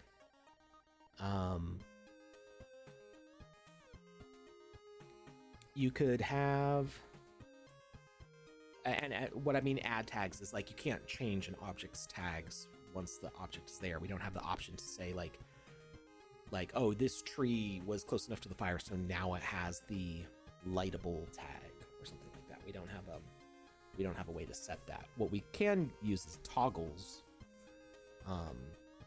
So we could say that like a tree's ability to burn is toggled off until a fire is near enough. I guess that's what you could do. You could have the fire transmission be a loop from the rules and have that be a timer. So like every 5 seconds there's a new chance of a fire being lit. And then instead of the torch lighting the fire on the tree, all the torch does is make the tree lightable. And if your wind variable increases, it could increase the random chance of that ignition taking place. So if over the course of your game, like the wind gets heavier and heavier, then there's more chance of a firestorm happening. But if you're good about putting out the fires fast enough, toggling off that behavior on the trees, then maybe that could work. I feel like I could make that system. I don't think I can make it in the next 45 minutes. Maybe we check that out next week. Okay. We'll make a fire. Oh, we can make like a fire lighting, fire extinguishing multiplayer game. Like fire starters versus firefighters. That could be interesting. I'm trying to start the fires. You're trying to light the fire or put the fires out. Yeah, and then you see like when things burn down, I get a point. When you put things, wait, how would the person? Because it seems like the fire starters would always have the advantage. Well, so a lot of games don't have a way for defenders. The way a defender wins is just by defending successfully. So okay. the team that wins is the one that it's not necessarily that you get more points, it's just that you prevented the whole forest from burning down or something like that. And a lot of games okay. there is an advantage to attackers or defenders, but the way that you make it fair is by you're not always playing on the same team. So sometimes there are plenty of games I played where like the defenders have an advantage. It's just difficult to attack a certain position. But when you do successfully attack it, it's like, yeah. And then you're in another match and you're a defender and it's like, it's easy. Yeah, I got this. Yeah. What are we giving away today? Appropriately, Wizzy the Orange's singed hat. There you go. May have just come out of this forest. It's always been burning since the world's been turning. Mm-hmm. But we didn't start it. No, we didn't start the fire. I mean, I very much did, but I was just about to say. I planted the trees. I made the torch. I lit everything on fire over and over again. Mm-hmm. I guess they're your trees. You can do what you want with them, but a little disappointed. Okay. I do kind of want to see if I can set this up in a multiplayer sense and have a thing where there's fire starters versus firefighters. I think that could actually be really fun.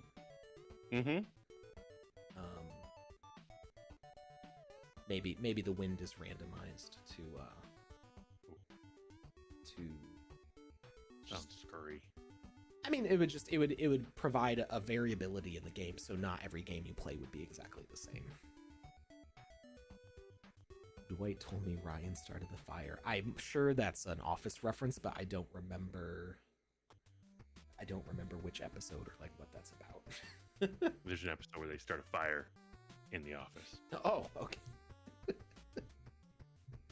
I think I vaguely recall that happening, but Michael like pushes women out of the way to make sure he's the first one out of the building, and it's not a real fire.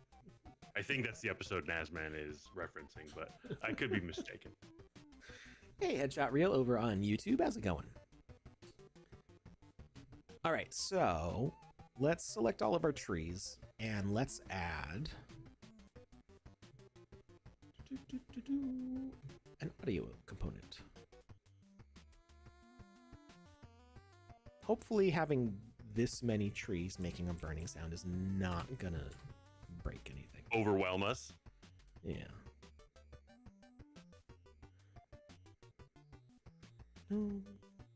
Hopefully all the juice I just spilled into my keyboard doesn't destroy it.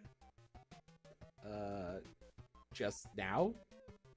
Like 10 minutes ago. I've been cleaning it up this entire time. Oh no. I've never spilled anything in my office, and then last week my cat spilled something, and this week I did. There's no cat around right now. It's been a bad week for spilling things. But a big week for beverages. And I had these cups that literally have a top on them so that I just, no matter what, they don't spill. And I'm just not using it. Don't know what's going on. I'm slipping. I got caught slipping, Alex. For whatever reason, your Discord video is like lagging a little bit, so I'm gonna blame that on the juice. Blame it on the juice.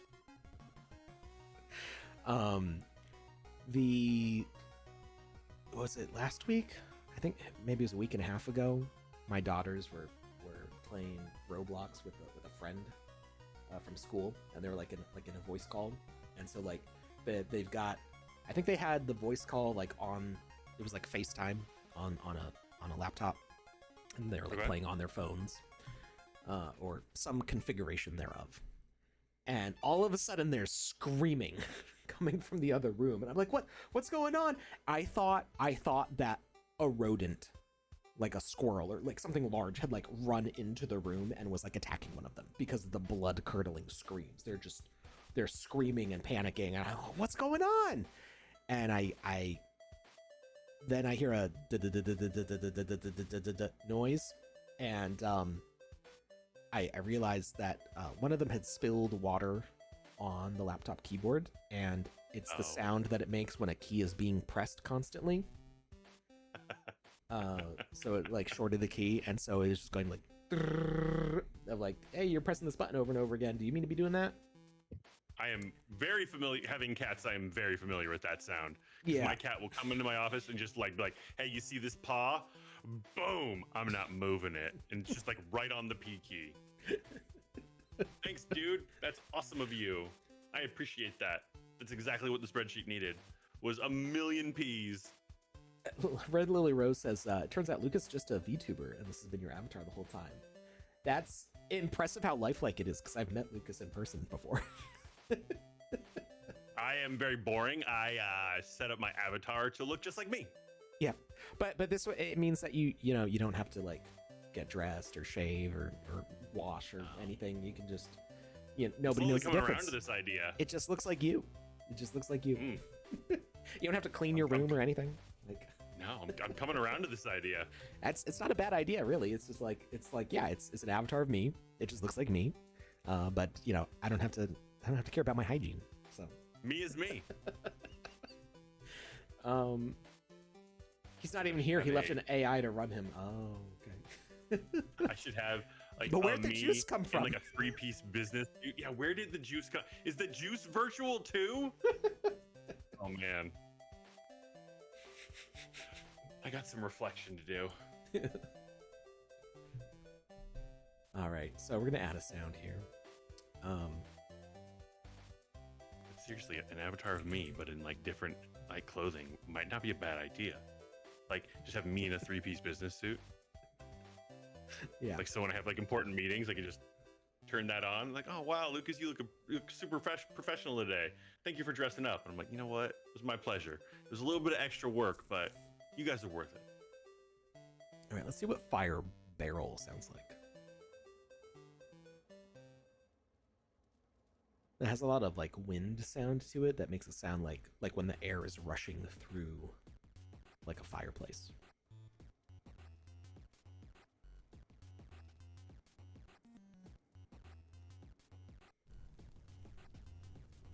That sounds more like just pure fire sound.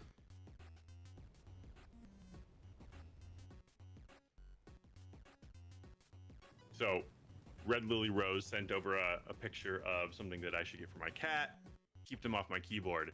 And I just wanted to say I have something very similar to that already. I have actually a couple things. There's a cat tree literally sitting right there. And what it is she sees my attention focused on the keyboard and is like, I don't know what that thing is that gets his attention more than I get. I want it, and I want to just overcome whatever enemy that is. So that's why she comes in and just like sits on the keyboard, because it's stealing my attention from her. Very, very strategic. All right, we're just picking an audio loop here. I'm gonna turn up the Game Maker audio so I can hear it. It's very crackly. It's like you can hear every little branch burning.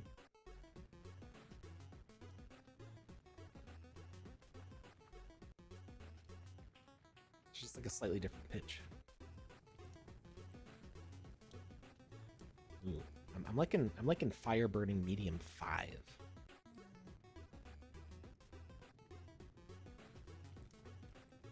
That to me sounds very much like an outdoor. Something is burning.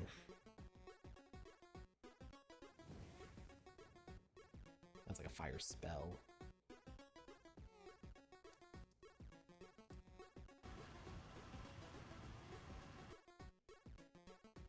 Fire ejector, that was interesting. Maybe like a factory, like some like fire spewing out of a pipe or something.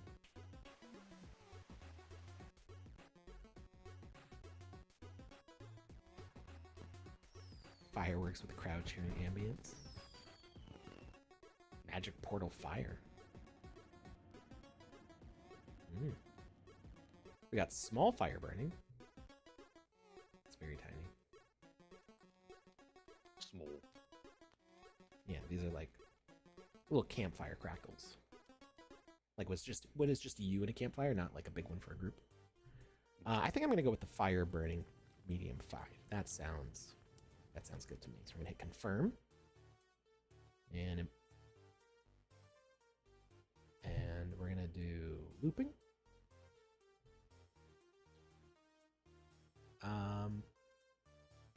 I'm guessing that the audio turns off when the asset is destroyed. There is a chance that it's not. But we're gonna leave the interruptible and the message to turn it off for now and just add it if we need to. We do want 3D sound on,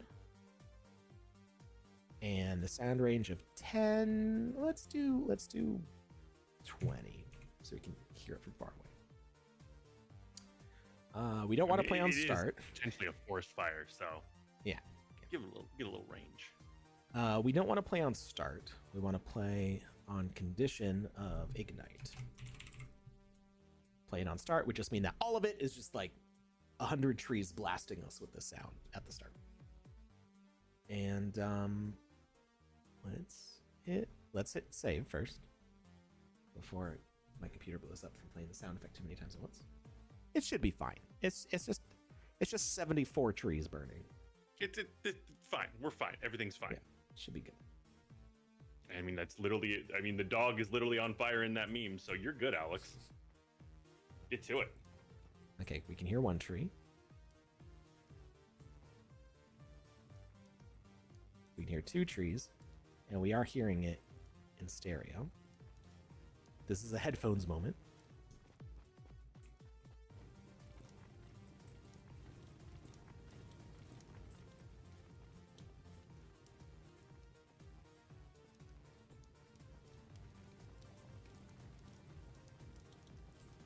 We're getting quite a bit of audio.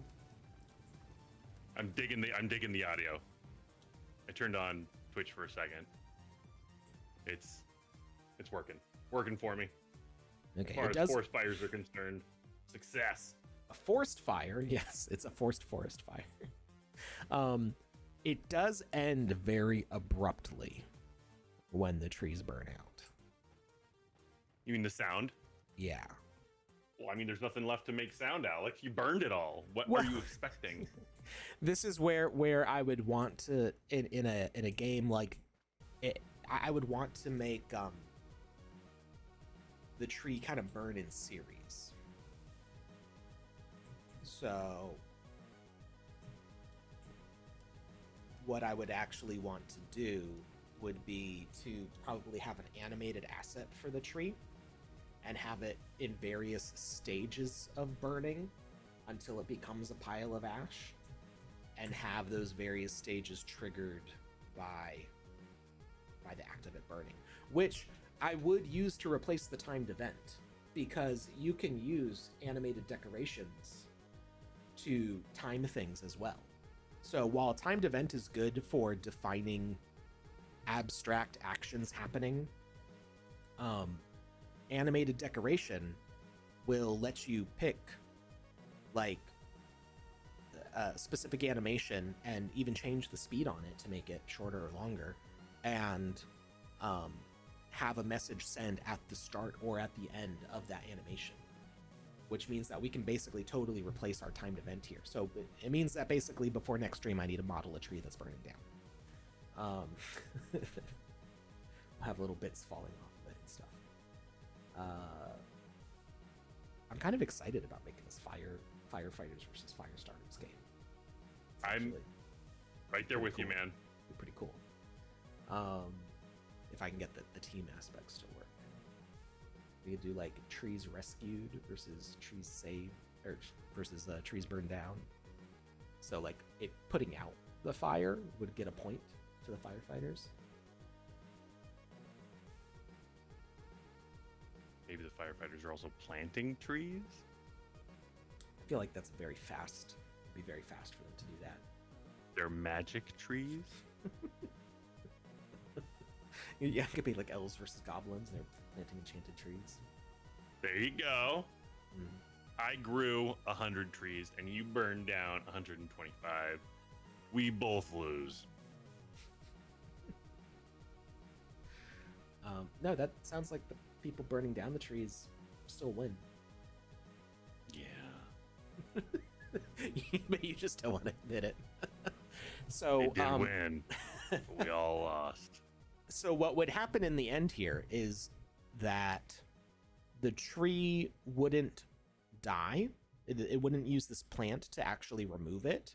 Its final animation state would be like a smoldering pile of ash, and it would change the sound effect. It would because we can use a message. I think maybe it could just turn down the volume on the sound effect. I'll have to look into it more about how exactly these messages will send, but you can like ramp the volume on the audio by sending different messages, so you can like change. That was something we introduced either in 0.11 or 0.10, I don't remember, was the ability to fade between audio tracks. And so I might make the ash a separate object and have it be like a drop from the tree. So the tree drops this pile of ash, which has its own maybe like smoke or fog VFX with it. And then the tree gets picked after that to kind of like, it just is like, this is the end state. Or it could die and do a drop, but then you see the tree disappear and then the ash appear, so I wouldn't like that as much. Or it's just dead. True. Yeah, usually when trees burn down, they don't just Magic. they're shriveled little burned out trees. We actually have I think we have some burned out trees. We got dead trees. Except that's huge. That is quite large. I think that was Alpha Season 1. I think I remember scaling that tree.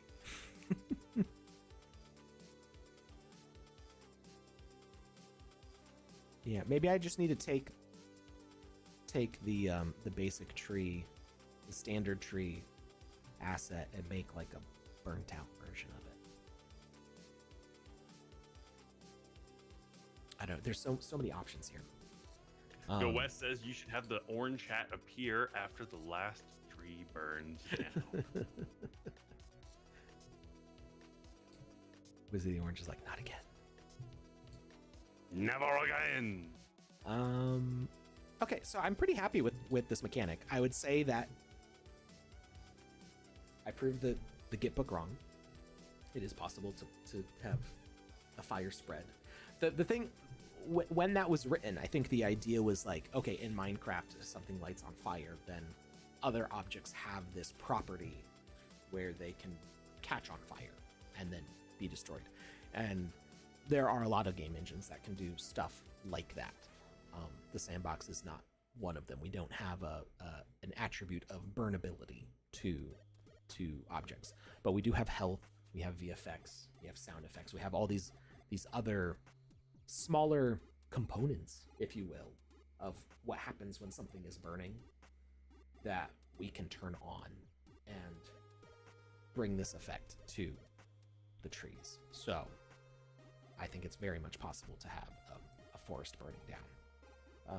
But it is more setup, right, than just putting like a can be lit on fire tag. But that also means that we can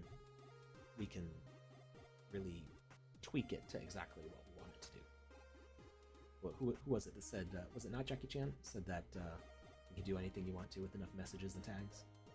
I think it was not Jackie Chan who said it.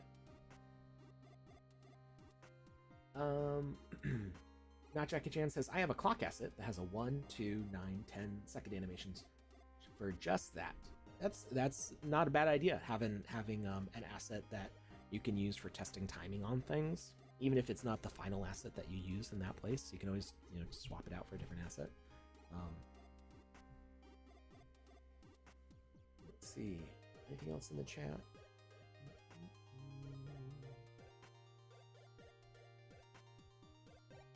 Yasman says it's all virtual, we're in the Matrix, referring to AI Lucas and his AI juice. I don't know. That AI juice smells real, and it's driving me nuts right about now. Just put your keyboard through the dishwasher. I'm gonna. I don't see any potential problems with that.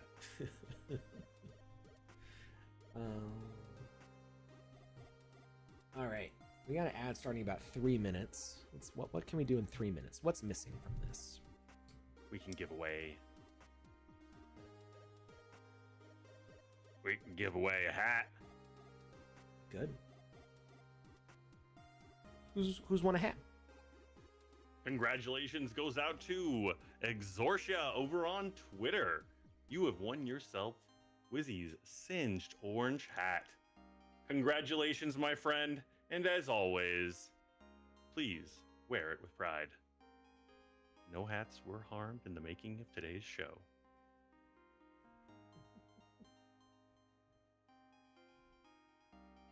Someone on Twitter? What do you mean? Lily Rose. Oh, who won? Yeah, well, usually we don't have quite as many viewers on Twitter, so they're less likely to win just because there's fewer of them, but it does happen. It does happen. YouTube and Twitch used to fight. Remember that? They'd be like, I can't believe somebody from YouTube won. But Twitch has been pretty dominant lately, just because it has cooler features, I think. All right. I have an idea. Of what we can try to set up in the next minute and 30 seconds. Well, not in the next minute and 30 seconds, but over the next 15 minutes after the break. Okay. Well, I think I'm going to take off before that, or once this ad break goes through and we transition out for that little leg stretch, I'm gonna take my leave. Okay. So after the break, I think what we want to do is create an ambience. So we're gonna add a weather effect, and maybe I think I can get this ignition message to maybe. I'm not sure if I have enough outputs to make a weather message send out. Maybe if we do it based on the sound effect playing. Basically, I only have so many outputs. If we're sending to all, it's pretty easy to send things out. But if I'm sending to self and stuff, that all kind of limits my ability to get messages to other broadcast types. Yeah. So if I can get, I think on sound I can do broadcast type to all. So I can get something to a weather object, or rather to a rule, and count how many trees are burning, and make the weather effect increase in intensity over time. The more trees are burning, the more intense the weather gets, with like an orange glow. But we'll see that after the break. We'll be right back. I'll be right back. Bye, Lucas. Bye, everyone.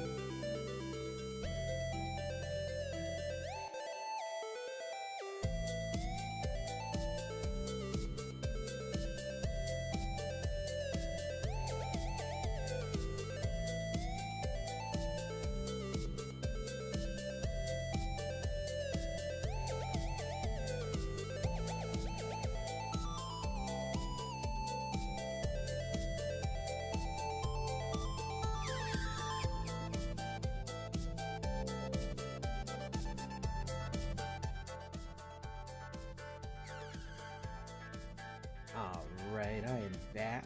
How y'all doing? Red Lily Rose says, honestly though, Twitter is the one that still reminds me you're streaming. It's my alarm clock. Well, happy to give you a wake-up call in the morning. Let's see. So, we've got all of our trees. We need a message to get to our rules system. So, let's go to our sound effect component here.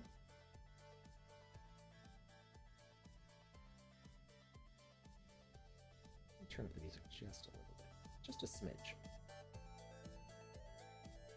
And let's see, we've got our play sound. Oops, oh no, I clicked off of it. Not sure how I did that.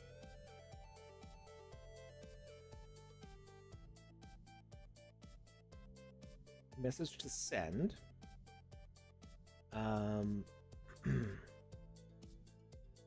I believe. Okay, that's only when it finishes playing.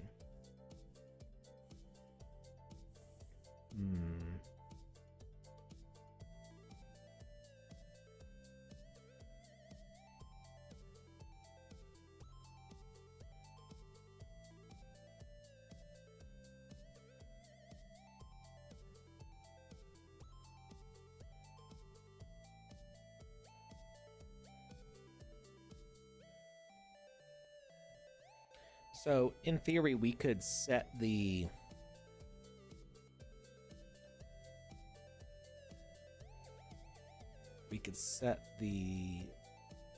ash to happen after the sound. But it's gonna not die at a good amount of time. Well, I mean, I don't know how long that audio loop is.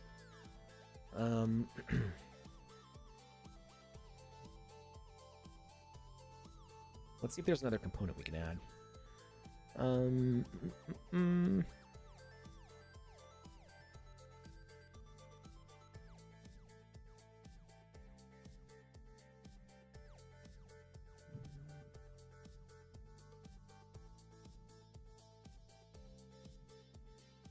Well, I guess we can do it with the sound. I just don't know, like, if it's looping, it's going to keep on sending the message.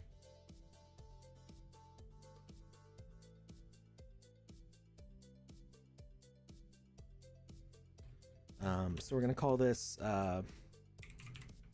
burn tick.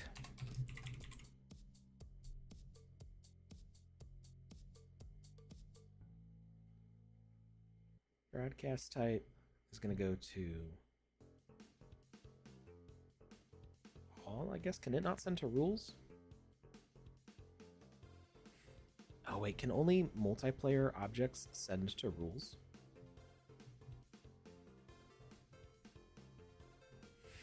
Let's see.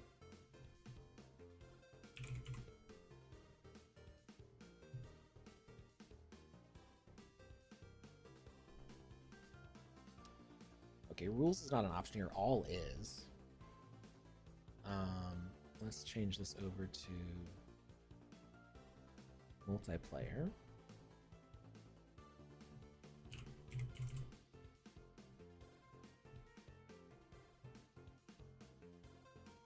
Yeah, so rules is only an option for the multiplayer object, but let's see if we can get it to work with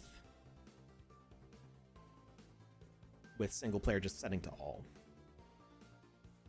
Because I think all will make it send to rules also, but only in the context of this being single player. So we are going to add this burn tick message to all once, and I think it's gonna make it go up every single time the audio ends, but that's okay. That just means that we need to set a bigger number for when our weather changes. So let's go to our gameplay, and we are going to make a HUD just so we can test that this is working. So let's go to variables. We're going to add a number, integer. This is going to be our I think global's fine. It doesn't really, it's all single player, it doesn't matter. Burn tick is our name, starts at a value of 0, and then we add game screen, heads up display, message required. Let's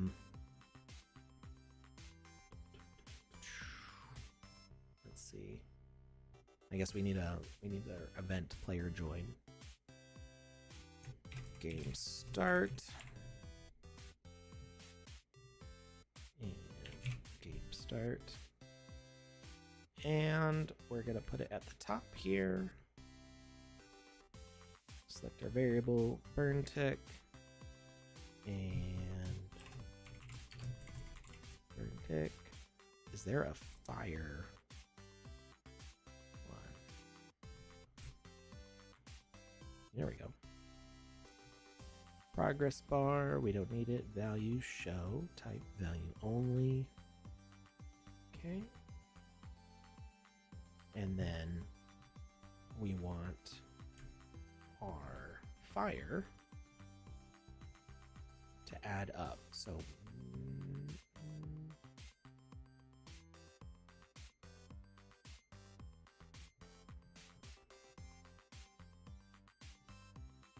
add a math rule.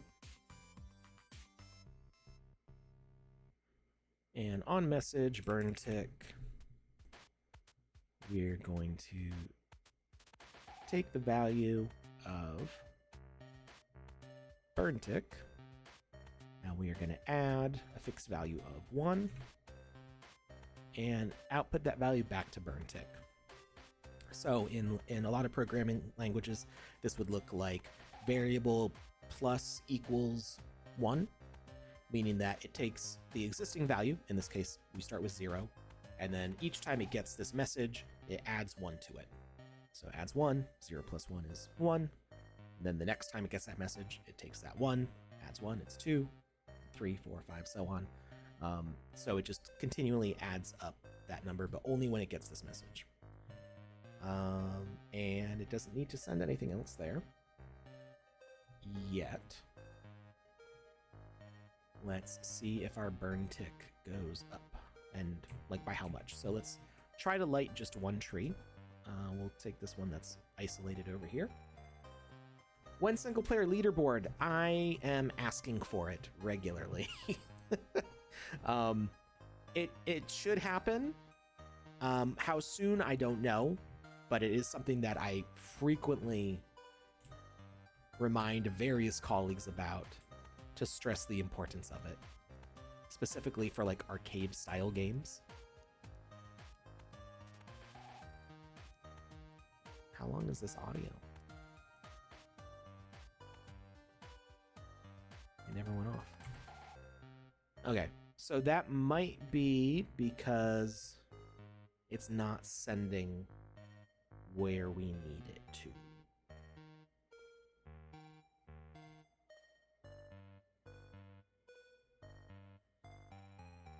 So let's try a relay. Maybe we can get this message to go from single player to multiplayer. Maybe. Either that or that audio clip is really long. It might just be a really long audio clip. Let's see how long the audio clip is. Let's duplicate one of these trees. That would be one thing that I would like to see added to the audio. I love that we get the audio preview now, but it would be nice to know how long the audio clip is.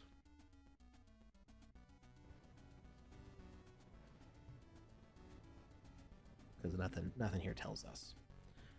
So let's remove all these other things.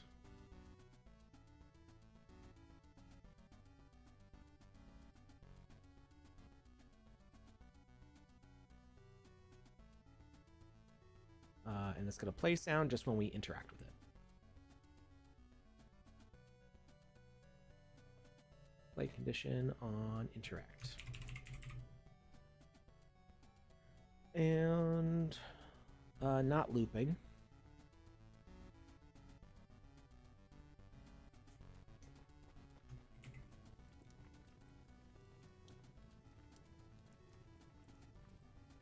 We might just need to make the burn longer for the trees. And burn tick did go up, so interesting. I think we maybe just need to make the trees burn for longer.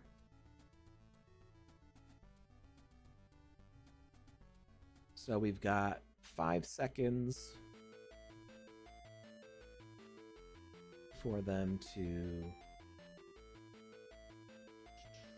send that lit message out, right?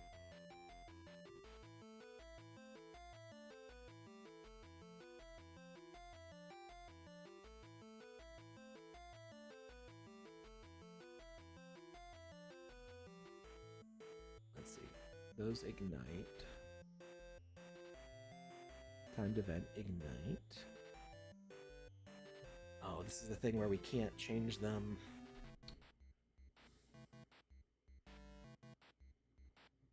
change them one at a time. We're gonna call this burning tree, and we're just gonna use the replace method for this. And I guess, do we have to make it a preset? I think we have to make it a preset.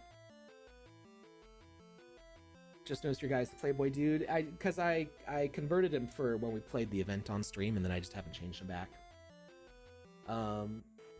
It's cool watching someone who has been using a tool for so long that they are just like click, click, click, and it's done. I mean, a lot of this, like, I didn't have all these ideas formed before the stream. I mean, I like knew what I wanted to do for this stream, but I wasn't entirely sure how I was going to go about it. And some things don't always work the way I think they should work or the way that I remember they work. So we have to figure it out. But I also just, it's like a little bit of muscle memory of like where things are. And so whenever we have an update and things move to a different place, I'm like, I don't know where anything is. All right, so let's leave this at 10 seconds. I mean, if it's not playing the whole audio clip, do we even need the timed message anymore?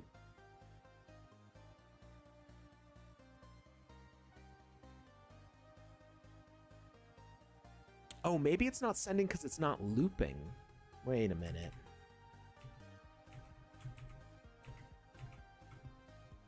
It might be because it's looping that it's never sending the message.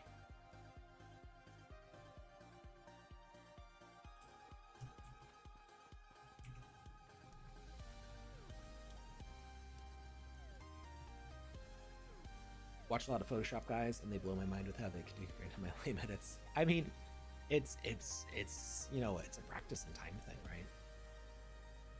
I used to be a lot better at Photoshop than I am now, just because I used to use it every day for work, and now I use it like once or twice a month, maybe a little more often than that. But and I'm doing very specific things in Photoshop, so I know where those things are. But like the kind of all-encompassing knowledge of Photoshop, it's a bit lacking.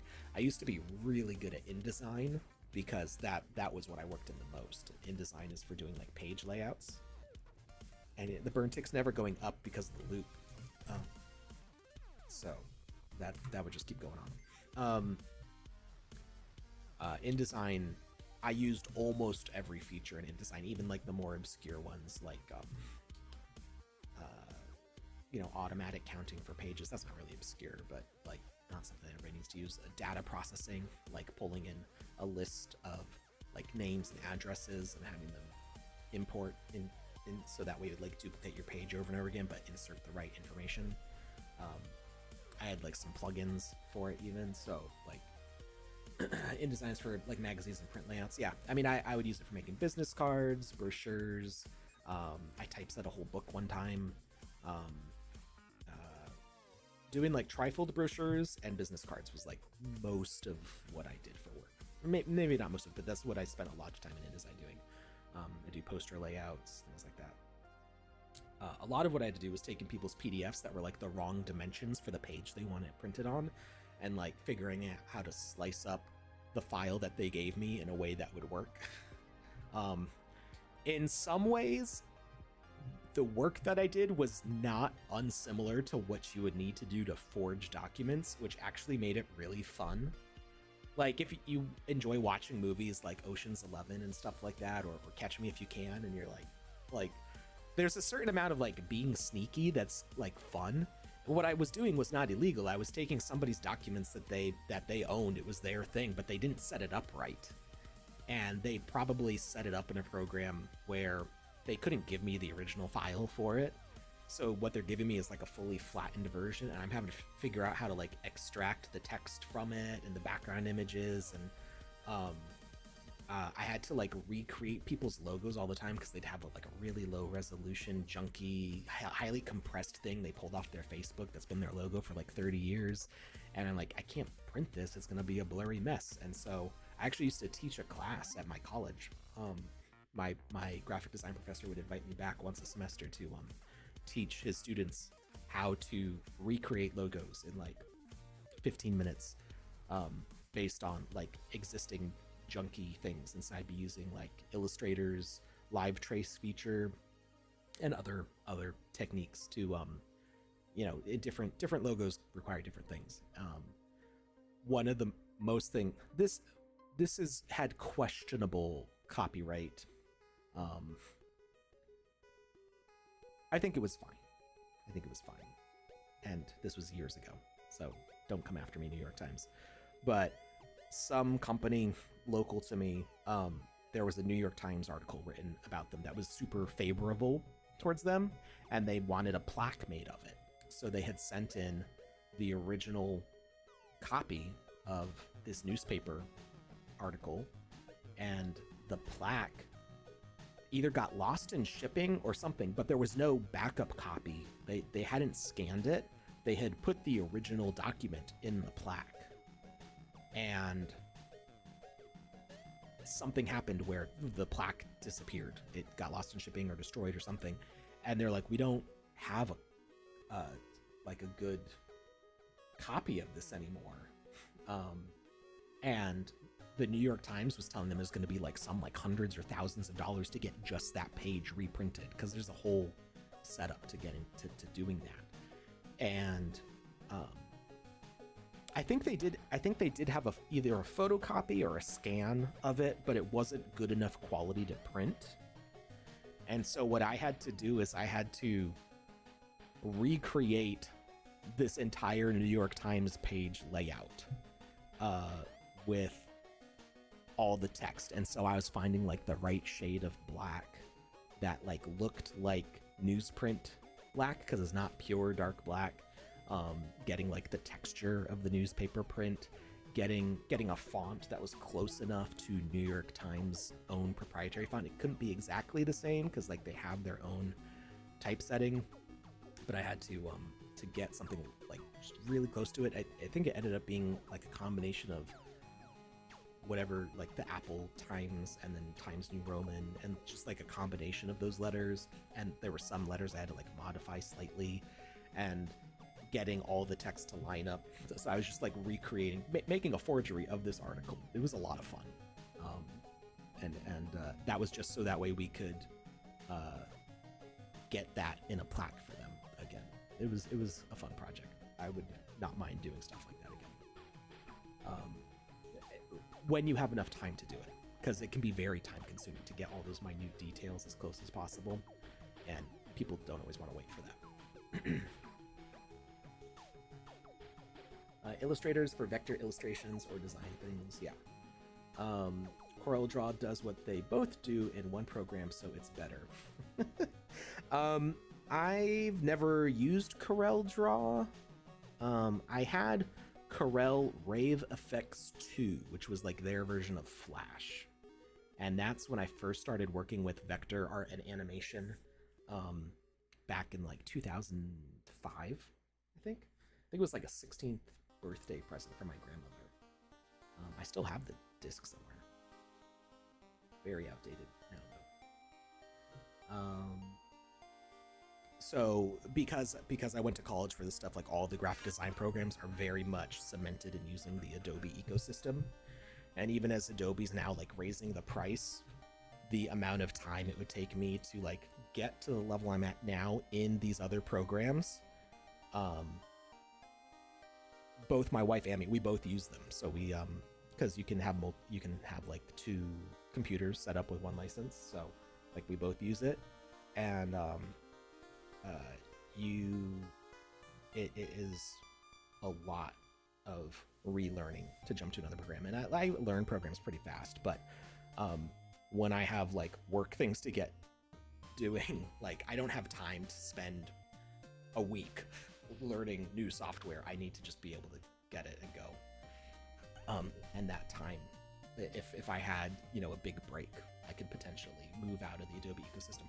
But I also use Audition, After Effects, Premiere, Media Encoder, mostly those. And the combination of all of them with Illustrator, InDesign, Photoshop, it's kind of hard to like pull myself out of that ecosystem, because I do use their cross compatibility a lot. Adobe Creative Suite 6. I was on Creative Suite 6 for a long time. And really, Creative Cloud has not had many improvements over 6. It's not that different. After all these years, it's still pretty much the same.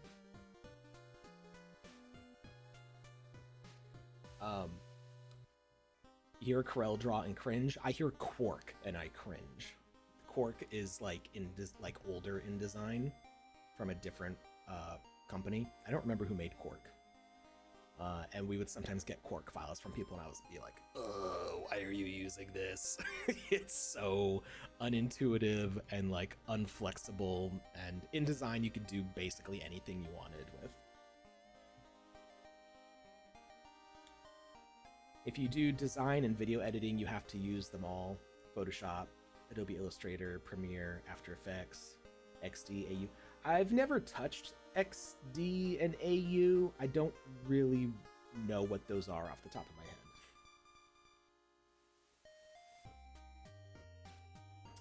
Oh, the cloud stuff. I don't use any of the cloud features. Only fonts. I do like that Adobe can let me like buy font licenses on the fly really easily. We've just been talking about Adobe for like 15 minutes and have not finished this thing. I do like the ability to just grab fonts and like switch out what is like registered to my account. So that way I can like get a font for a specific project, and when I'm done with the font, I don't have to have it on my computer anymore. But cloud saving, I don't do any cloud saving. I wish I don't remember if there's a way to do it, but Photoshop defaults to like, do you want to save this to the cloud? And I'm like, never. No, this is not what I want.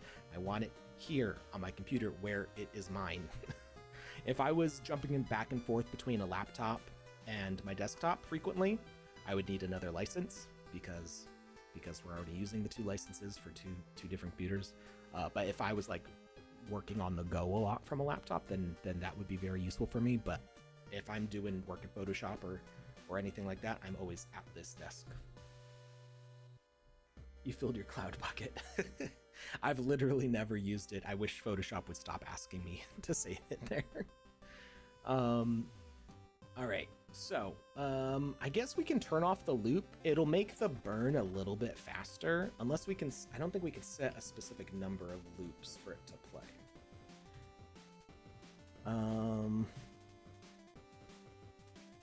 I wish we could do a message like on destroy from plant, but that's fine. So let's turn off the loop, I guess.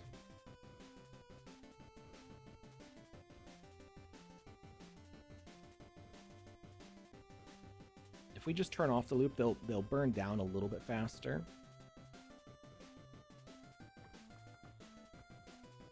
Assets with different values. Yes, I know, because I said it on that one.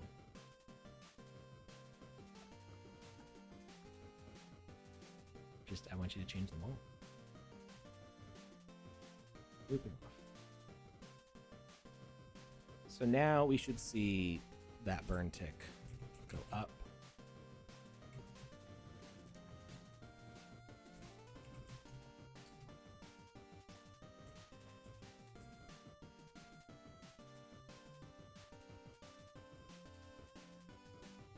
All right, and it does appear to be going up.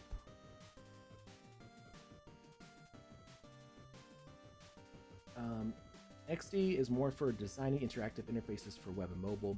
That's right. XD is kind of, isn't that kind of what they used to replace Flash?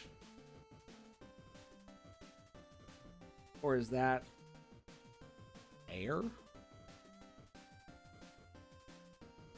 It's I've not done any like interactive design work with Adobe tools. I actually, funny enough, as much as I like making games, when it comes to graphic design, I like static design. I hate flexible design because I want it to look exactly the way that I wanted it to look. This is why I love print design. I have a vision, and it needs to be that format. The idea of somebody looking at it on a phone and it's squishing everything, I hate it. I had a specific look in mind, and I don't like making flexible designs. It's just not my thing. That's like, I'd much rather hire a web designer to do that for me, so that way I don't have to touch it, because it's gonna frustrate me that I can't make it that way. XD equals Figma. I've not used Figma either.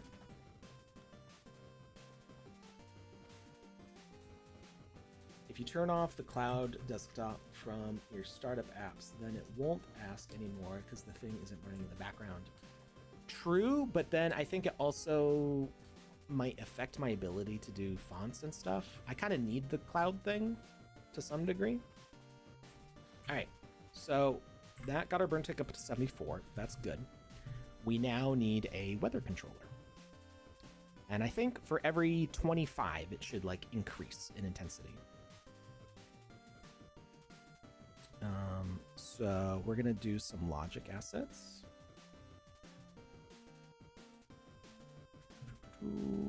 Let's go with a weather asset. So we do need to have an initial state, I think, because it's hard to duplicate the preset exactly. So it's better if we just have our own night set up. So let's go with custom, and we can see that it's set to day. We want the time to be night.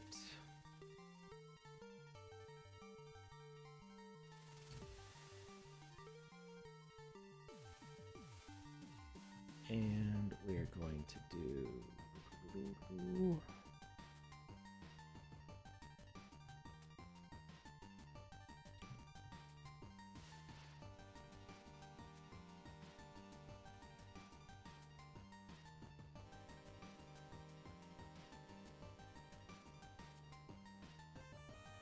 let's make it a lot darker.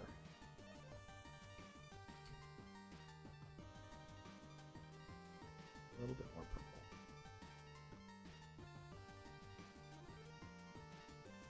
Middle sky.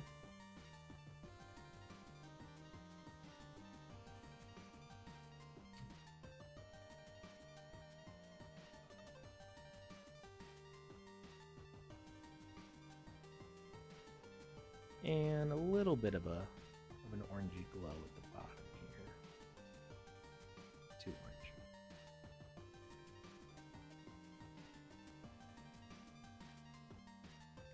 Little duskiness.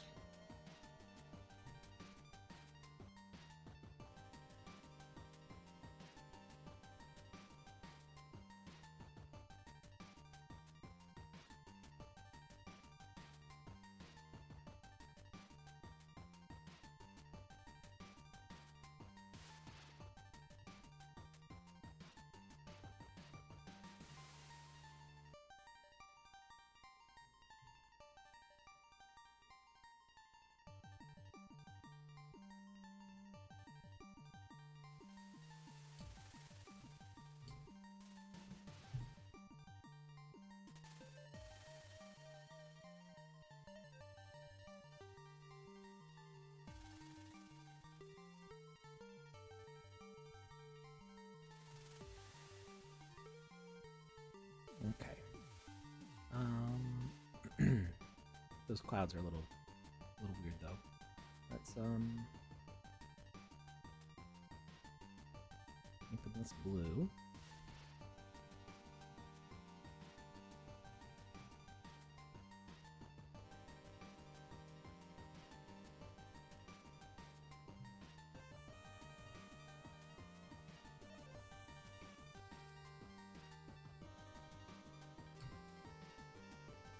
There we go.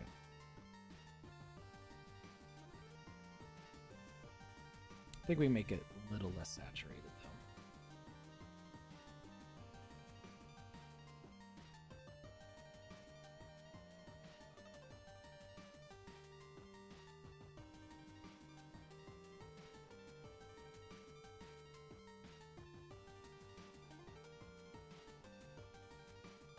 Use so many programs that when I switch between them, the shortcuts get mixed up with each other. Funny thing is that every time I spend 5 minutes looking for the problem, wondering why it's not working, then I realize it's me.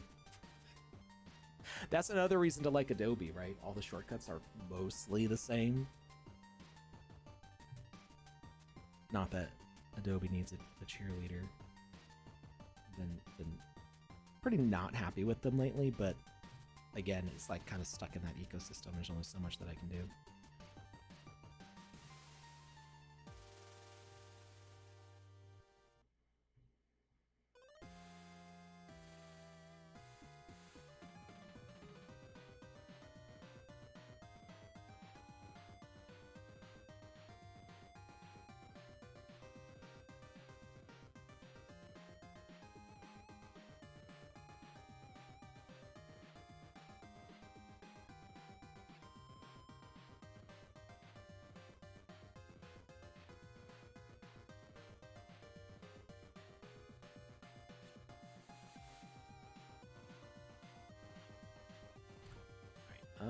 There was one more thing I wanted to adjust. It was the sky influence. I want to see.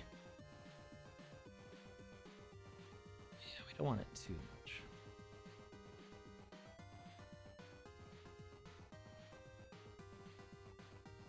Right?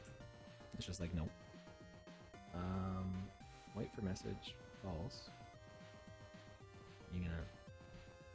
There it is. Bam.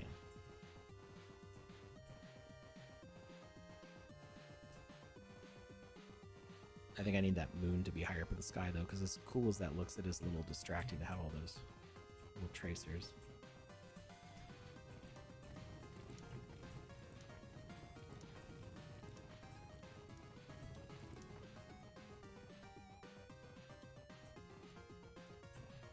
All right. Let's put the moon a little bit higher in the sky.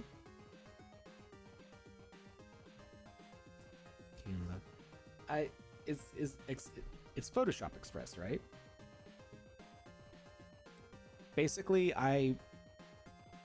as useful as a tool as Express might be, by the time they introduced Express, or by the time I like started looking at it, I wanted to do more advanced things.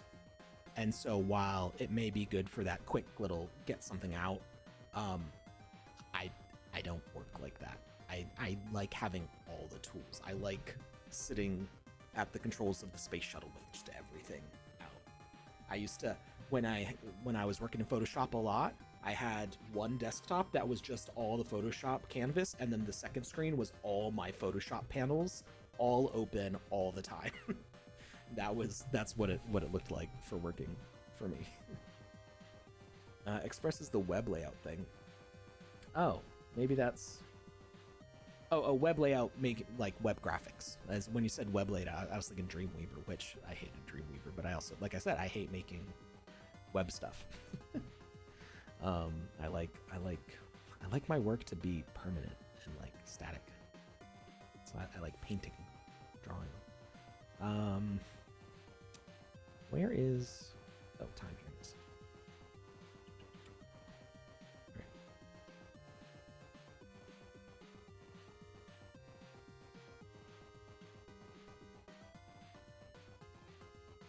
Is there like a moon intensity changer?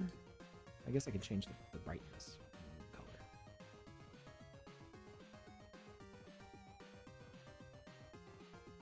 Oh, yes, that's much better. I was thinking the moon was just like way too bright.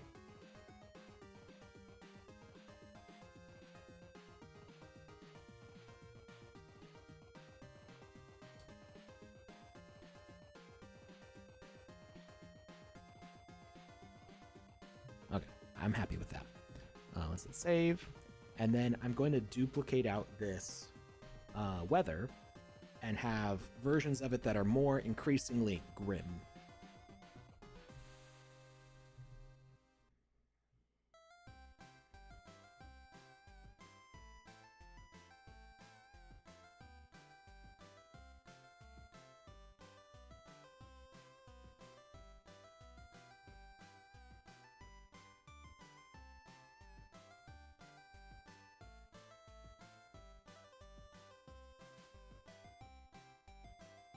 Come on.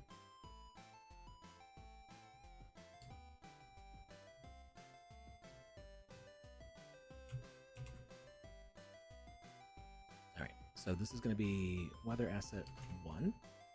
This will be weather asset 2. And we are going to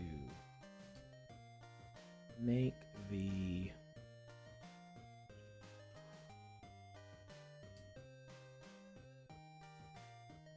maybe we just do like one transition, but have it start like halfway through. Adobe series is generally similar. Corel series, Game Maker, Gdevelop, Construct.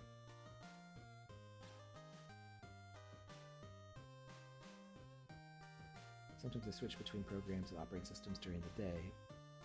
That's when all the connections in my brain break. I did have to jump between Mac and PC a lot for work. Because sometimes people would have Mac files that were only compatible with a version of Adobe that was on Mac, or they had fonts that were specific to Mac. That was annoying when I had to do that.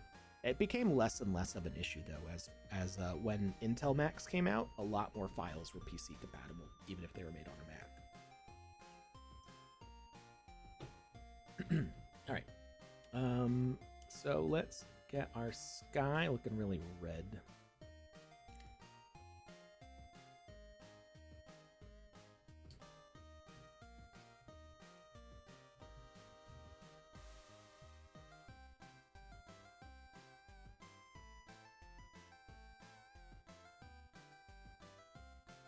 Kind of these sickly colors.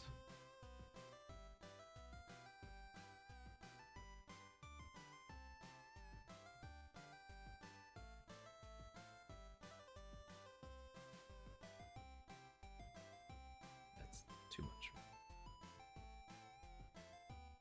I think maybe actually the mid one will be brighter.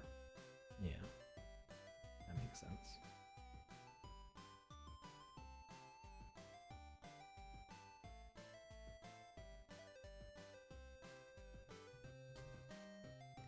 And then we're going to want the clouds to increase and the stars to be like blotted out. So our star intensity goes down. Like that change there. It just looks like things are getting dustier. And our clouds are going to increase. But they're going to change in color.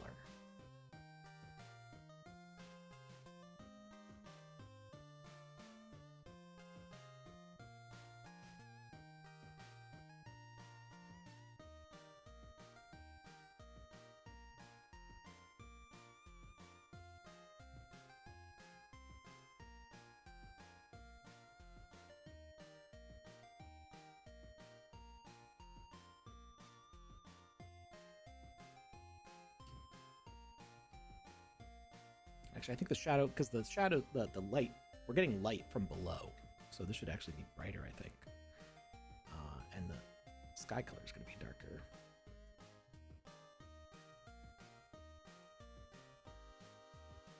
We don't want them too dark, though, or too saturated.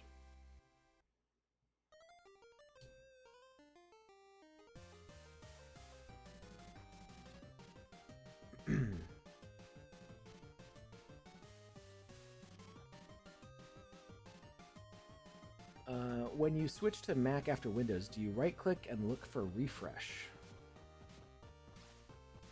It's been a long time since I've had to jump back and forth. Actually, I almost never use Mac OS anymore, so I don't actually remember why I would need to right-click and refresh. I'm not sure what situation I'm thinking of, or you're thinking of. Mac is super unfriendly for most corporate work, especially considering the majority of the world uses Windows. I mean, it's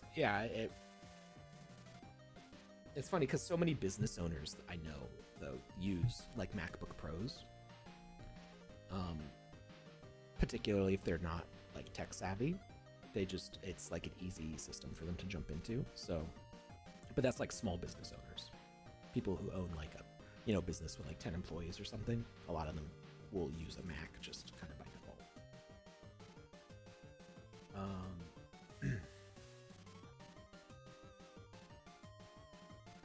I have an iPhone. I've been on iPhone. So I didn't get an iPhone by choice. My first smartphone was a used iPhone that my wife, girlfriend at the time, bought me.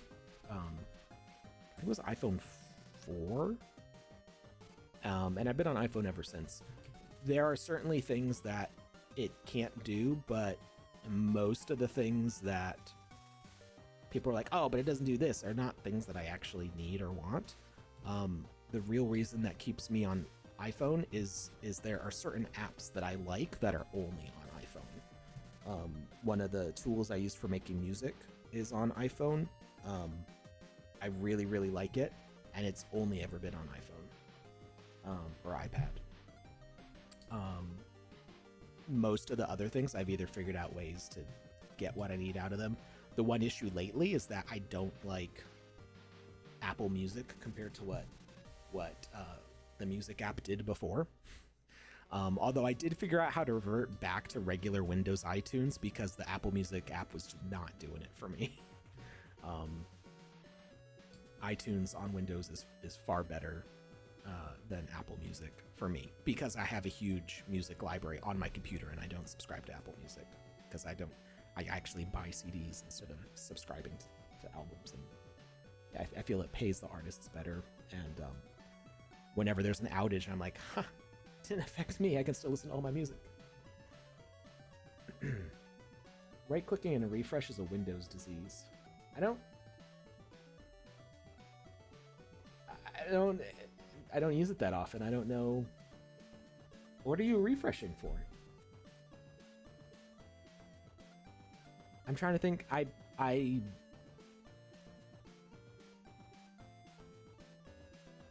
I'm trying to think of a specific instance where I've used it. I know that I have. I know that it's there, but I don't actually know why I've needed it lately. It happens so infrequently, I can't think of any specific cases where I've used it. I know it's still a thing. I just can't think of why. All right. Let's wrap this up because we're like 30 minutes over now, and I need to stop. So we've got our message for this is going to be Firestorm. With arguments of number. I think actually, oh no, we don't even need to add we're just going to use the weather one, the default weather one. So we need to add our logic asset. This is going to be the thing that actually transitions the weather. Let's go to our gameplay. And then we're going to add a comparison. Check if numbers in range. We are going to start it with the game start message, and it's just going to continually check. Actually, comparison duration in seconds. Maybe we want to pair numbers. I feel like there was a way to check continuously.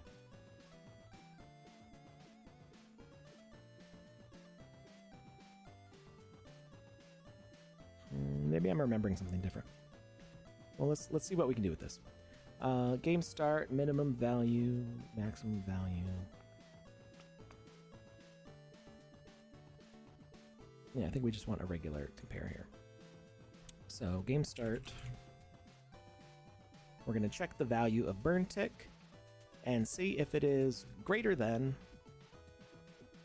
let's say, 10. And oh, that's right. You just turn it to constantly and then it keeps doing it. I forgot what the checkbox does there.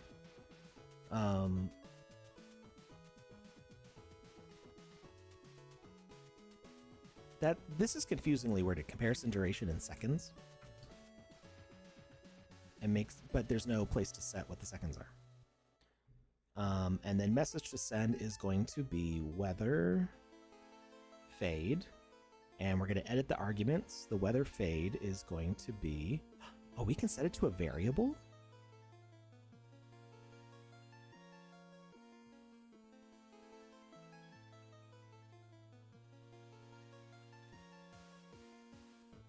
Can we increase the speed at which the weather fades on a variable?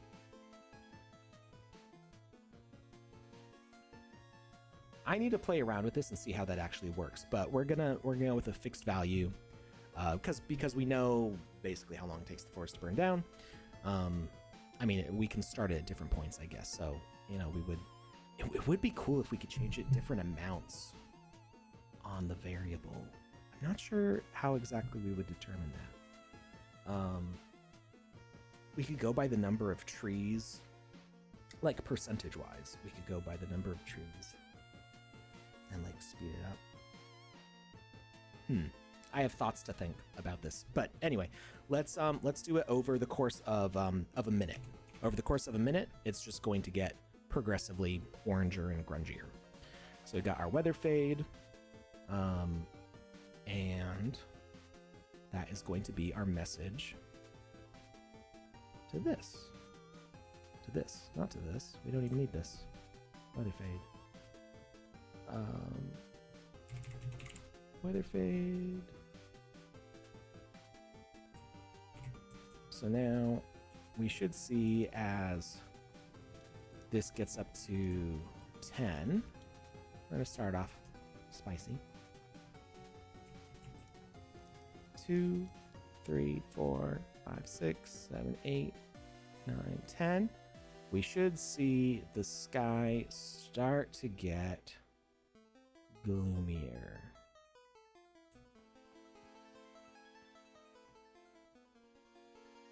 Unless I didn't set it up right. The stars should start to peel away. Not really. Oh, yep, no, it's doing it. It's definitely less blue. I think maybe we want it to happen a little bit faster. But there we go. We now have polluted the environment. Windows often has a problem of refreshing itself. A file you put on the desktop may not show up. That's why you have to refresh. I haven't really... I guess it's happened occasionally. I haven't really noticed it. Usually when I put stuff on the desktop, I actually drag it to the desktop. I'm oftentimes working from the desktop and then putting things away elsewhere, just so that way they're right in front of me, no matter what happens to Windows Explorer. So usually I'm dragging it onto the actual desktop and I can see it right there.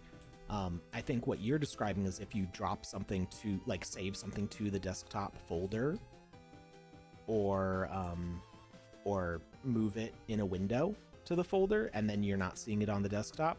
That's just not usually the way I put things on the desktop. So I think I have had that happen before and I've had to refresh. But yeah, it's like I said, it's not something that like comes to mind immediately because I don't usually think about it. All right, I feel like I wanted more fog. Here we go. Fog density, fog power. And can I set the fog color? Let's see what this looks like. Okay, fog is good. Shadow color, we can make it more burnt.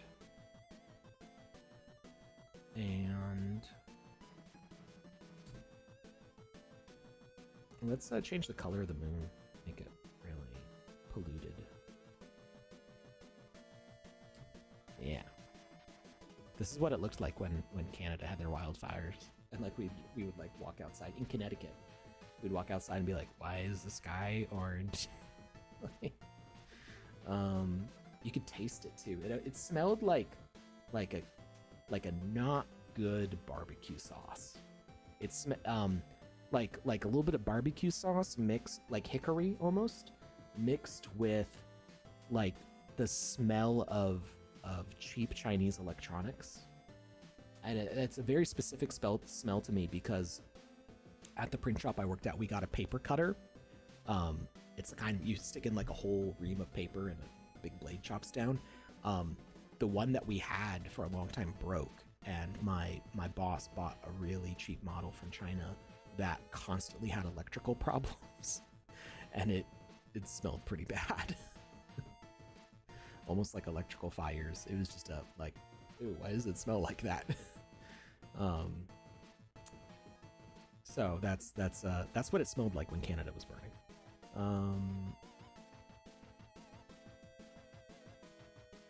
Can make the light a little bit more.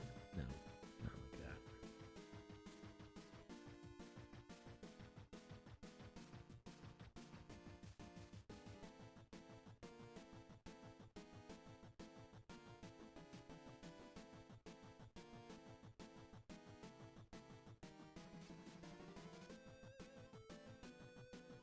There we go. Now it's really bleak.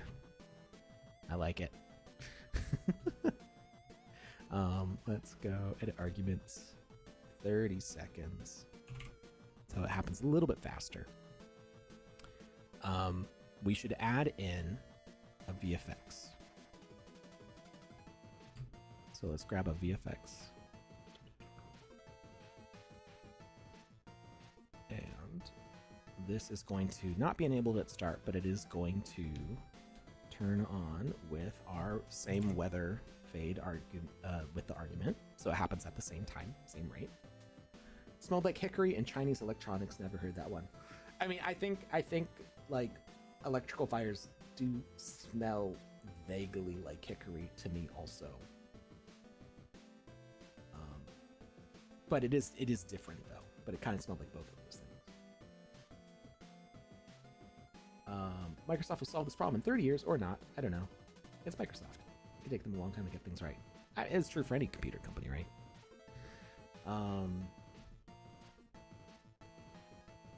Like the whole Mac versus PC argument.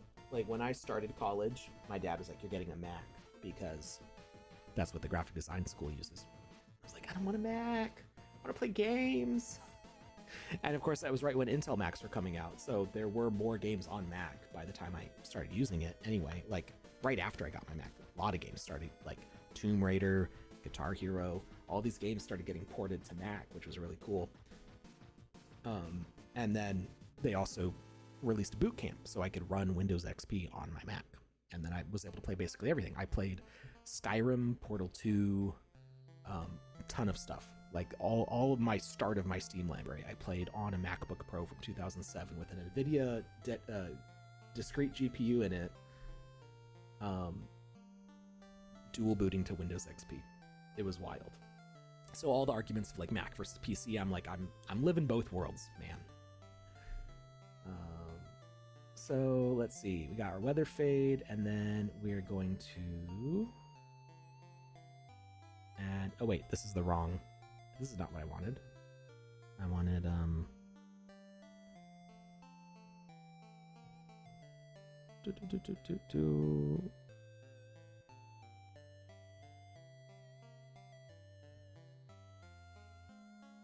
wait, is it a behavior?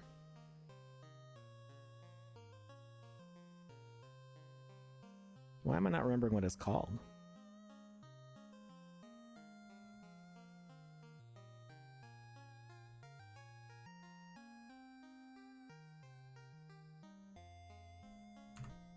Did I click the wrong? Post-processing, that's what it's called. That's what I was looking for.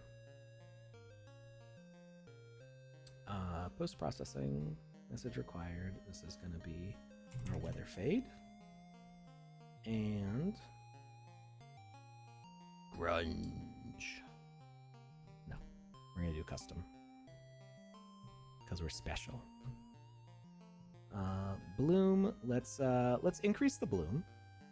Let's turn a bunch of these trees on first.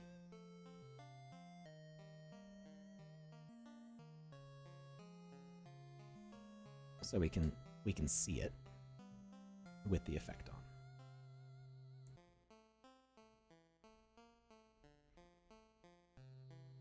Windows version 32. Are they gonna freak out about that like they did about version 9? Like, oh no, it'll confuse it for Windows 95. So we gotta skip to 10. And be like, oh no, they're gonna think it's a 32-bit edition. Oh no. Let's make it 33.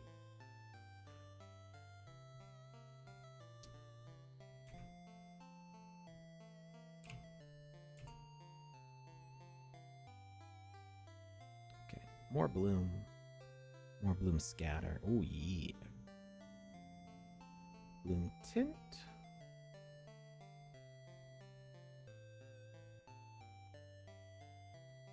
Color adjustment. We gotta move this out so we can see what these say. Exposure, contrast. Maybe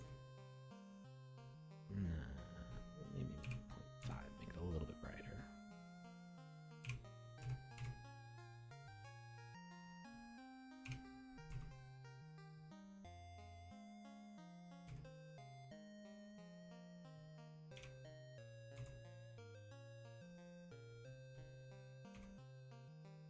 Does the negative, like... Oh, yeah, it does work. Negative 500 contrast.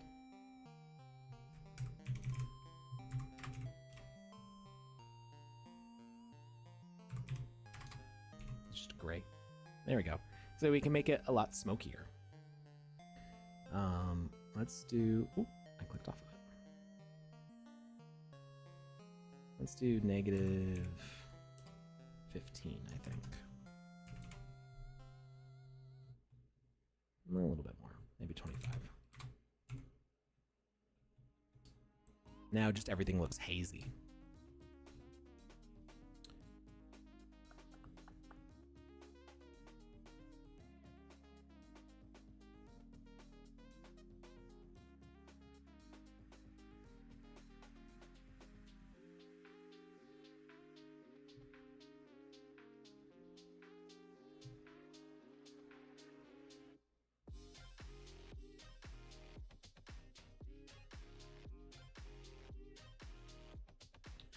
Definitely want some green on it.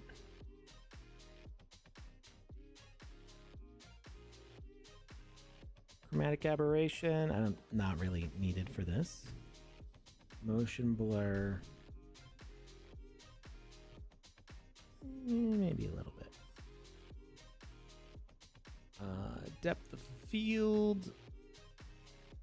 Nah, I think we've got enough stuff going on. We don't need to mess with the depth of field too much. Lens distortion.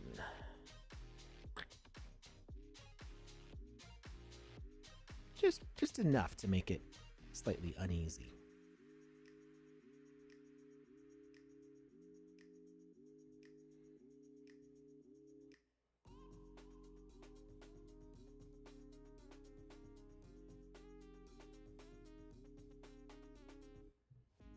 Vignette.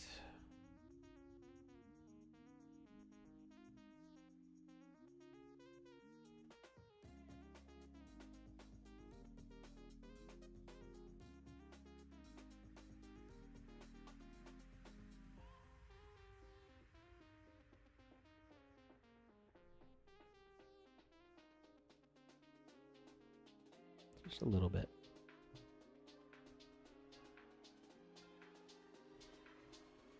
All right. Let's hit save. And now it should all come together into this beautiful destruction.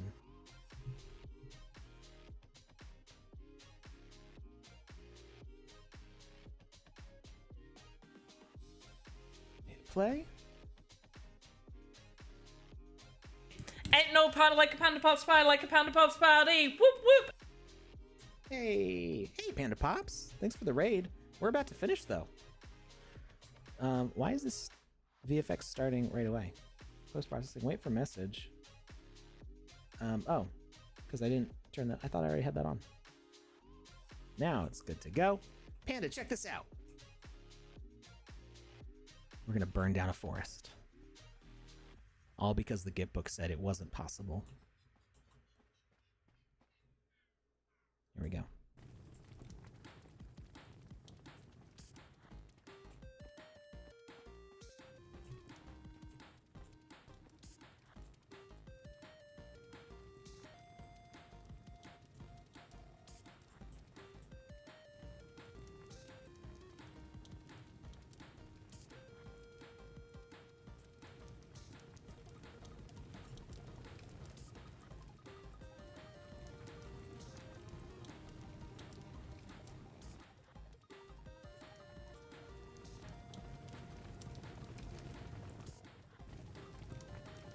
So you can see the sky's changing color. Everything's getting hazy.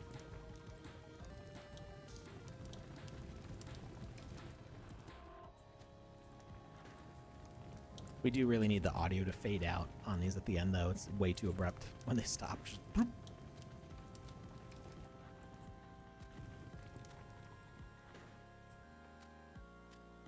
And that's it. There were a few survivors, but the forest is never going to be the same again.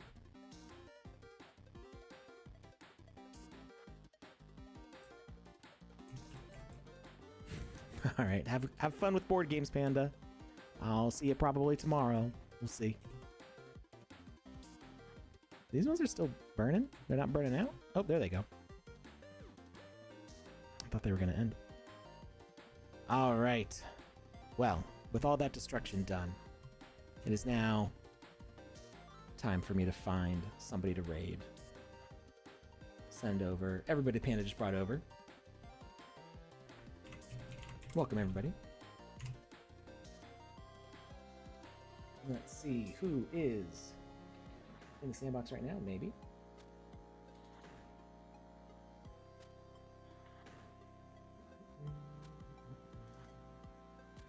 It appears to be just us in the sandbox.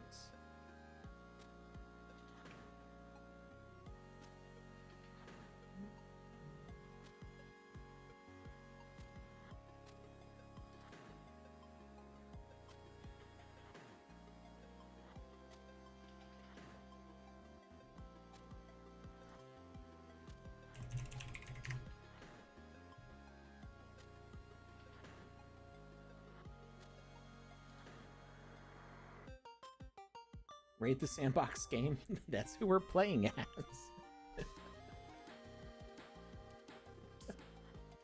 I don't think I can raid myself. Is it possible? You know, what happens if I tell it to do that? I wonder. It's probably gonna yell at me. A channel cannot raid itself. Womp womp. Alright. Let's see here.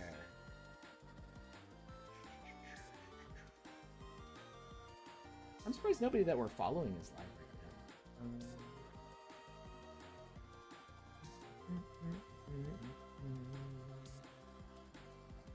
Let's see if there's any Web3 games going on right now. What else is out there in the Web3 world?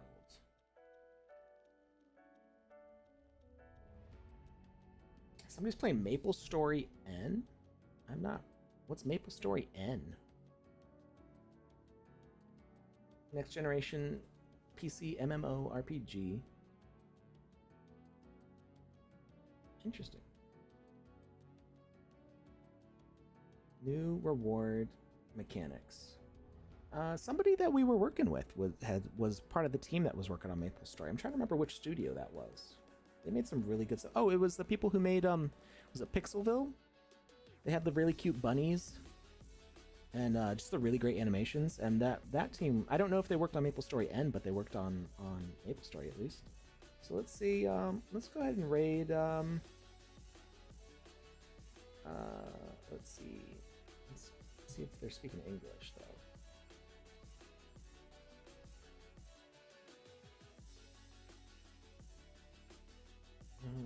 The chat's not in English.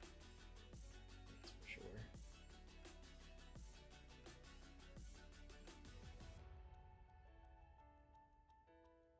Looks like most of the people playing this MapleStory game are speaking in Portuguese.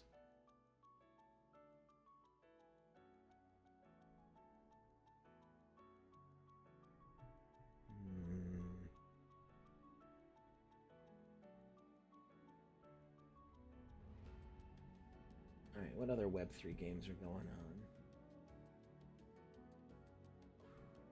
I see somebody's playing Raven Quest. I feel like have we raided Lem Crypto before? Are they chill?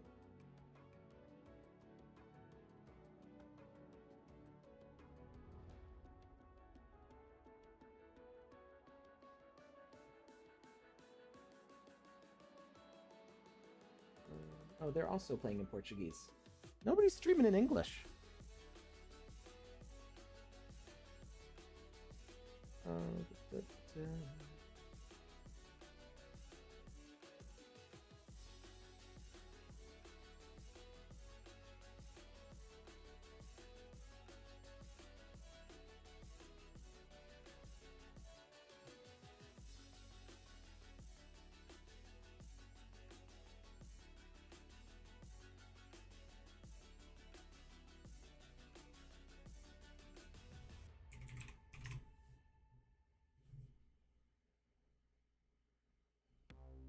It's weird that you can't search Twitch tags like in sets. You can look like for English or you can look for Web3, but you can't look for Web3 in English. At least I don't see a way to do it.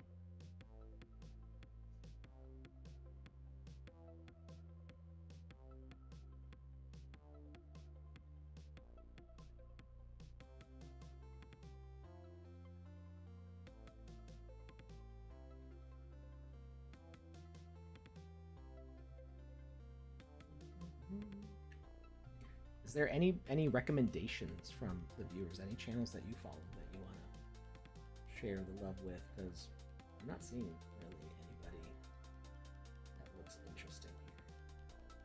I'm sure they're out there. I just don't know how to find them.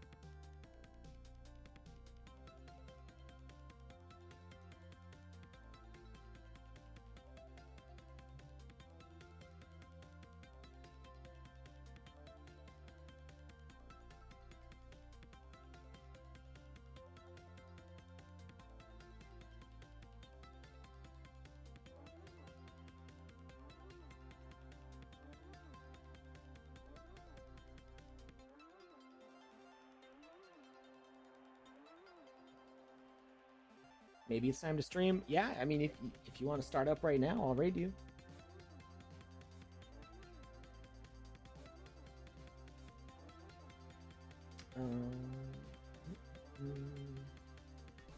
Part of the problem is I'm also not on. I'm not logged into the Sandbox profile, so there's like a nice tool that like helps you find channels to raid based on your own tags and stuff, and like similar size channels.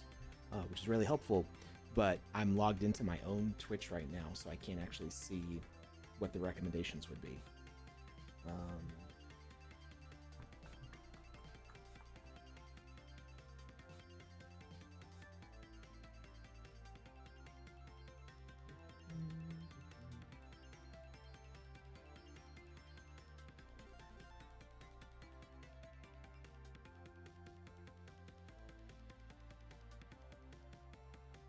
Need to reconnect everything. Oh no. How long do you think it'll be? Because I could send the raid over now and people could just wait for you to start up.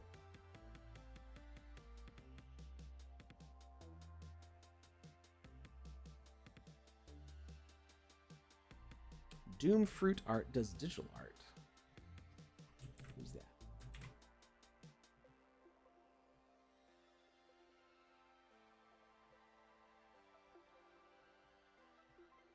It's an ad. I can't see what they're working on.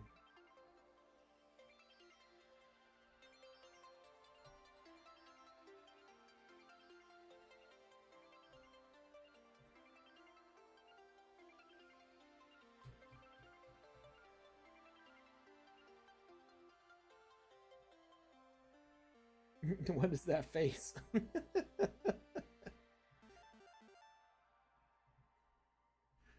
Their subs giveaway thing is a little scary looking. What is this? The show will begin soon. Oh, they haven't started yet. All right. Play game for fun. If you get started up in the next... I've got an ad in a minute and a half that I can't. I've already snoozed it.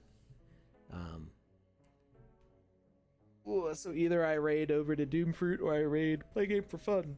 Who's going to get online first?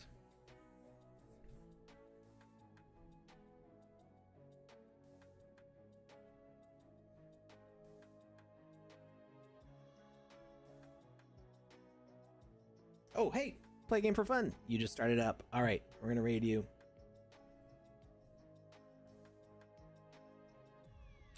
All right, have a good stream.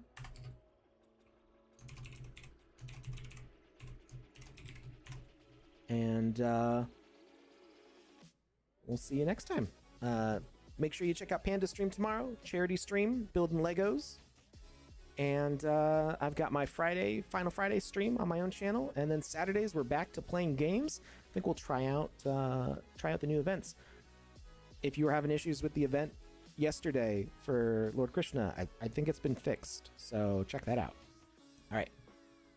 Have a great rest of your day, everybody. See you later.